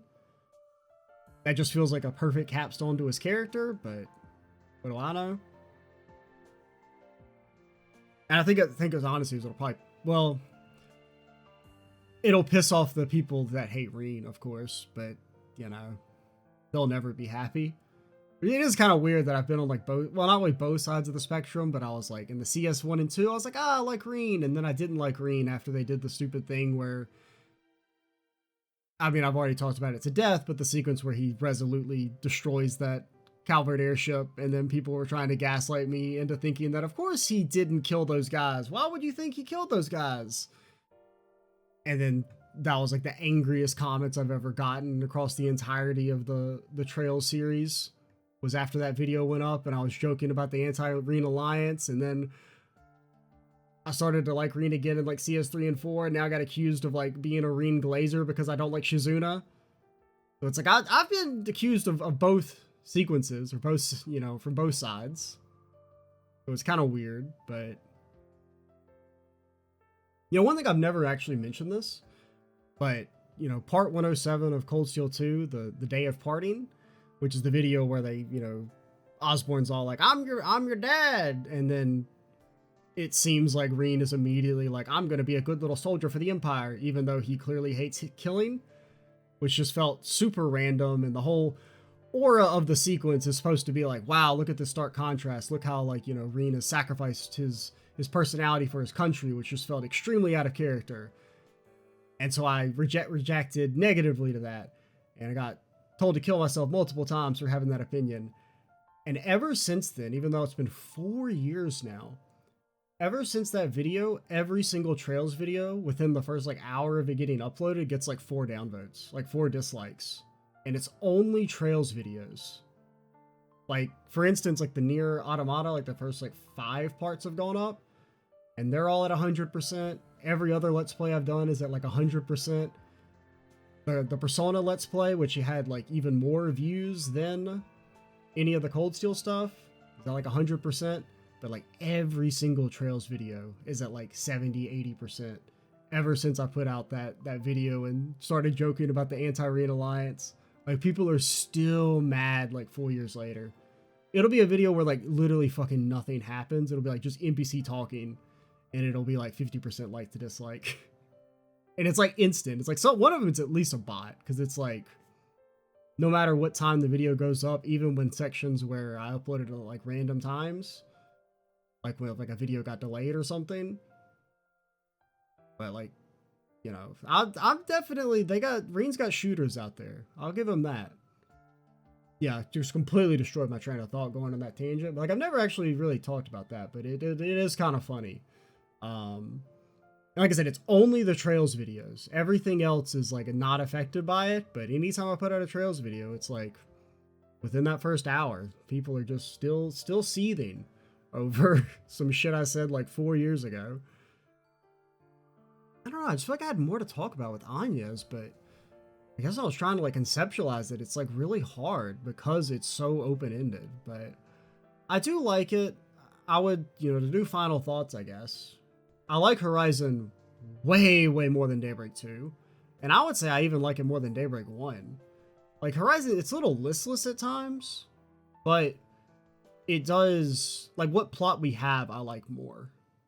Because honestly, with Daybreak, I do really not like the Genesis as a plot device. And so I'm kind of glad that they're less important in Horizon. Like, they're important, but they're less like, they do whatever the fuck we want for the plot. Like, I just didn't really like the Genesis much. And like Daybreak 1, where it was like they're always doing stuff, whatever there's no like real predefined, like, here is exactly what they can do. They do everything. They create singularities. They rewind time. They resurrect people. And that was like part of the problem I had with Daybreak 2, is that the 8th Genesis is just as powerful as the other 7, which felt weird. But in this game, at least, like, they're important and they're still there, but they're not nearly as important. Like, if the Genesis only existed as like devices used to power the Treon Tower and let the, you know, Claudels rewind time, I think they would be better than they can do whatever we need them to do for the plot at that very moment. And then, I mean, there's still some of that with like the altar cores and whatnot, but I don't know. Which is kind of like to connect to my point from earlier about how I thought the games are going to be about desertification. I would have preferred that because then we wouldn't be looking around. Because I do feel like they should have maybe just saved time for last. Because I do think like setting it up so that you take out all the other Septirions and then you resolve the time Septirion last, like maybe even have it be that the time Septirion is resonating or like drawing upon the power of the other Septirions to maintain the loop. And that's part of like what Ouroboros has been doing, is taking every single Septirion out to pave the way to fight the time Septirion, destroy it, free the world from the loop, and then get ready for the existential threat beyond. I do think that would be like a more natural progression, but maybe it was like they felt like that was too odd, because I think there's some element of like everyone kind of thought time would be last, so they're like, we're going to do time now, we're going to subvert you. But sometimes you don't actually want to subvert people, because it feels like they're in this awkward spot where if they resolve the time Septirion in the next game, you still have the wind and water, which feel weird, and it's like you can't just ignore them because that'd feel weird. I don't know. Because I mean, it being that Ouroboros has to take out all the other Septirions because they're helping the time Septirion would be kind of cool, because it would explain why they're going from Septirion to Septirion. And it seems like, you know, based on the CS4 dialogue, where they say something about, you know, the Mirage Septirion has disappeared entirely and the fire and earth are no longer in this plane. And Campanella says something along the lines of like, well, that at least means things are going apace overall. Like it's not a perfect resolution, but the main idea is that people can't get the Septirions anymore, or they're cut off. Would kind of feed into that idea of they need to get rid of all of them. Like that could even be like what happened. Like maybe the Time Tribe realized, you know, something really bad was going to happen, so they've come up with the idea of starting a time loop to give humanity as much time as possible to reveal the threat. But it also, their plan relied on hijacking the other Septirions, which is why they all kind of went like haywire and crazy and like stopped working the way they were supposed to. And that like kind of triggered the great collapse in a way. So, I don't know. I'm literally just like thinking out loud now. This is like stream of consciousness, not really stuff I thought about beforehand because I'm out of notes. But I think we're at about 2.5 hours. That's a little bit short. I was thinking it might be closer to 3, which we may actually be. Yeah, I think we're close. But we'll go ahead and start wrapping it up now. Overall, I really liked Horizon. Even though I did get like a random comment that's like, it seemed like you hated this or you didn't like this game. And I'm like, brother, I literally say in the video I like it more than Daybreak 1, which I liked. What else? I don't know why everyone's always trying to accuse me of hating the games, man. It's very funny. I guess it's because like I'm not. I mean, I think I have a tendency to talk about the things I don't like more than the things I like. That's just because it's easier for me to talk critically rather than gush. Like it's hard for me to gush. Because like if I like something, I'm just kind of like, oh, it's good. Well, but if I don't like something, like trying to break it apart and figure out why I don't like it is obviously, it takes way more words to do that, and it's kind of a fun exercise in terms of like critically thinking. But yeah, so going forward, in regard to the Trail series, but if I think of anything else, I'll maybe add it in a comment, or if there's something else you want me to talk about, please feel free to ask and I'll try and make a comment about it. If there's something you wished I talked about, or maybe I forgot to talk about, because we're going to go ahead and try and wrap this up, because I can maybe get this video up tomorrow on Monday, which is originally, so it'll only be like a couple days later, but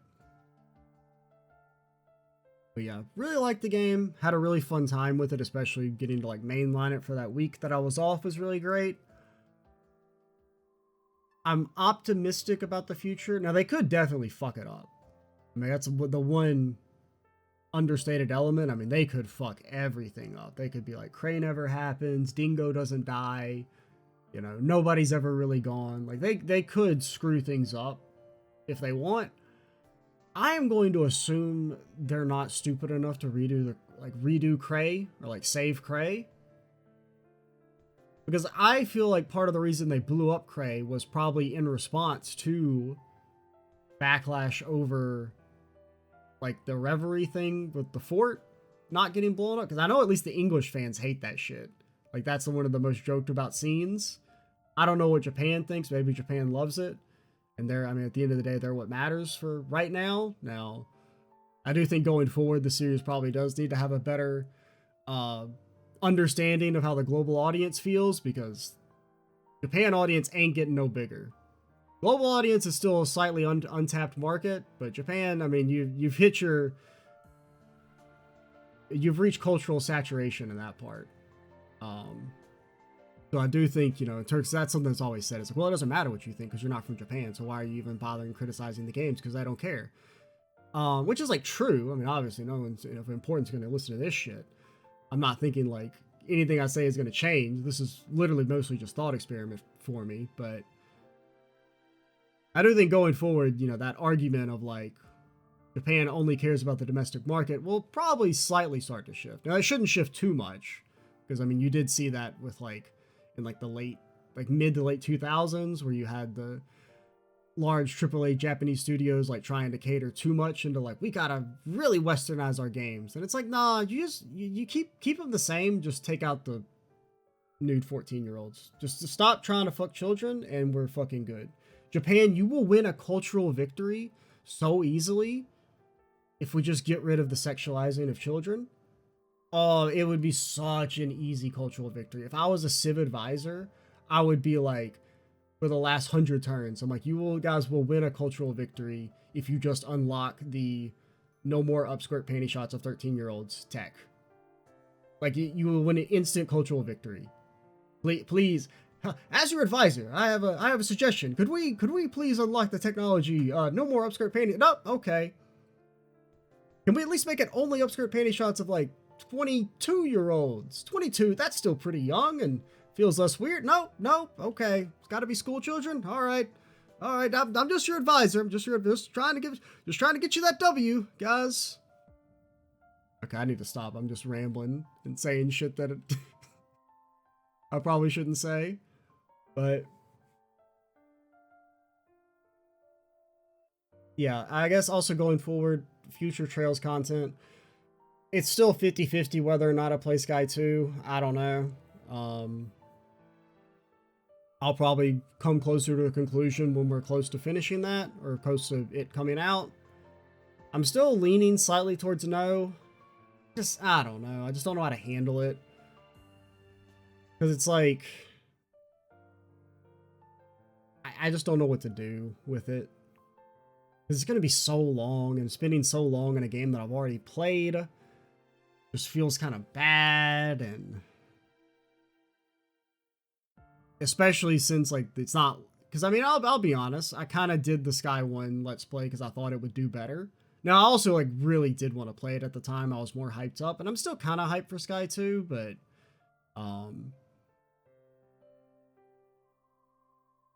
I think just because like the Let's Play just didn't, like, nobody fucked with it. And it's kind of like, I don't know, do I really want to spend 4 months doing something that people aren't that interested in? Like, I would rather do something that people aren't that interested in and at least have it feel new and fresh. Kind of like, you know, to take like Nier, for example. Nier is obviously not going to do anywhere near as well as, you know, like the Trails games and stuff, or nothing on this channel except for like Persona 5 has done as well as the Trails stuff. So anything I do, nobody's really going to fuck with. But at least it's like, I feel like I'm kind of getting a little bit more out of it because I'm experiencing something new and novel. But I don't know. We'll see. Because I mean, I didn't think I was going to play Sky 1 until like a month before it came out. And I was like, I'm kind of hyped to play it. So we'll see. I don't know. Also, I'm not going to say I'm going to do it, but I wouldn't mind doing a tier list of the Horizon characters. I'm slightly, because like I want to do one, But I'm also like, I don't know, because I don't really want to wait till the next game, because that feels too long. Who knows? I mean, the next game could be like at least 2 years away, because, you know, probably a year before it comes out at bare minimum, and who knows if there's going to be a delay before English or not. I would assume there'll probably still be a delay, but maybe they'll try and do global releases. I think it would be kind of smart, because like you finally have this opportunity to like both audiences are on equal ground, so taking the extra couple months to just make sure the English localization or the global localization at least is finished is probably for the best. Like, it wouldn't have made sense earlier in the series lifespan to be like, we're going to delay releasing the game that's finished because we want the English games to catch up. And now that they've caught up, it would feel kind of silly to not try and keep that parity. And because I don't know, the series is just in a weird spot, right? When it comes to like sales, where it's harder for the new games to do well because you can't have a breakout entry into a 13 game long series. Because it's not like, say, Persona 5, where it like did way better than anyone would have thought, mostly because it had no connection to the previous games, at least no substantial connection. Since they're standalone, they can kind of, you can have a breakout success. Whereas with these Sky games, you know, it's really hard for one individual game to be a breakout success, no matter how good it is, because it kind of is built upon the skeleton of a dozen game long series. And there is like the financial element of like they can't delay the games for too long because they're kind of dependent on having releases relatively frequently. So I don't know. It'll just kind of depend. But I would hope, or at the very least, have like a short localization period. But that's just my opinion without knowing too many of the specifics. But yeah, I might do a tier list of the Horizon characters, or up to Horizon. That would not be anytime soon. That would just be like in the next calendar year, maybe. Like maybe I'll start working on that. Because if I do one, it would be, because I'm going to do a tier list. I'm going to do a tier list. I'm going to do it in the style of the CS4 or CS1 through 4 tier list, where it was like not just, oh, I like this character, they're pretty funny, B+. Nah, it's going to be, we're going to fucking talk about this character. We're going to crack some jokes. We're going to have a good time. But we're going to try and do some real legitimate analysis of their character and their arc. But I don't know. That may or may not happen. I would like to, but I also just don't want to do the work, if I'm being completely honest. I don't know. All right. I'm going to call it here. If I forgot something, please mention it. If you wanted me to talk about something, please mention it. If you don't want me to talk, don't mention it. I'm Extra 87. Stay tuned for whatever. And bye, guys.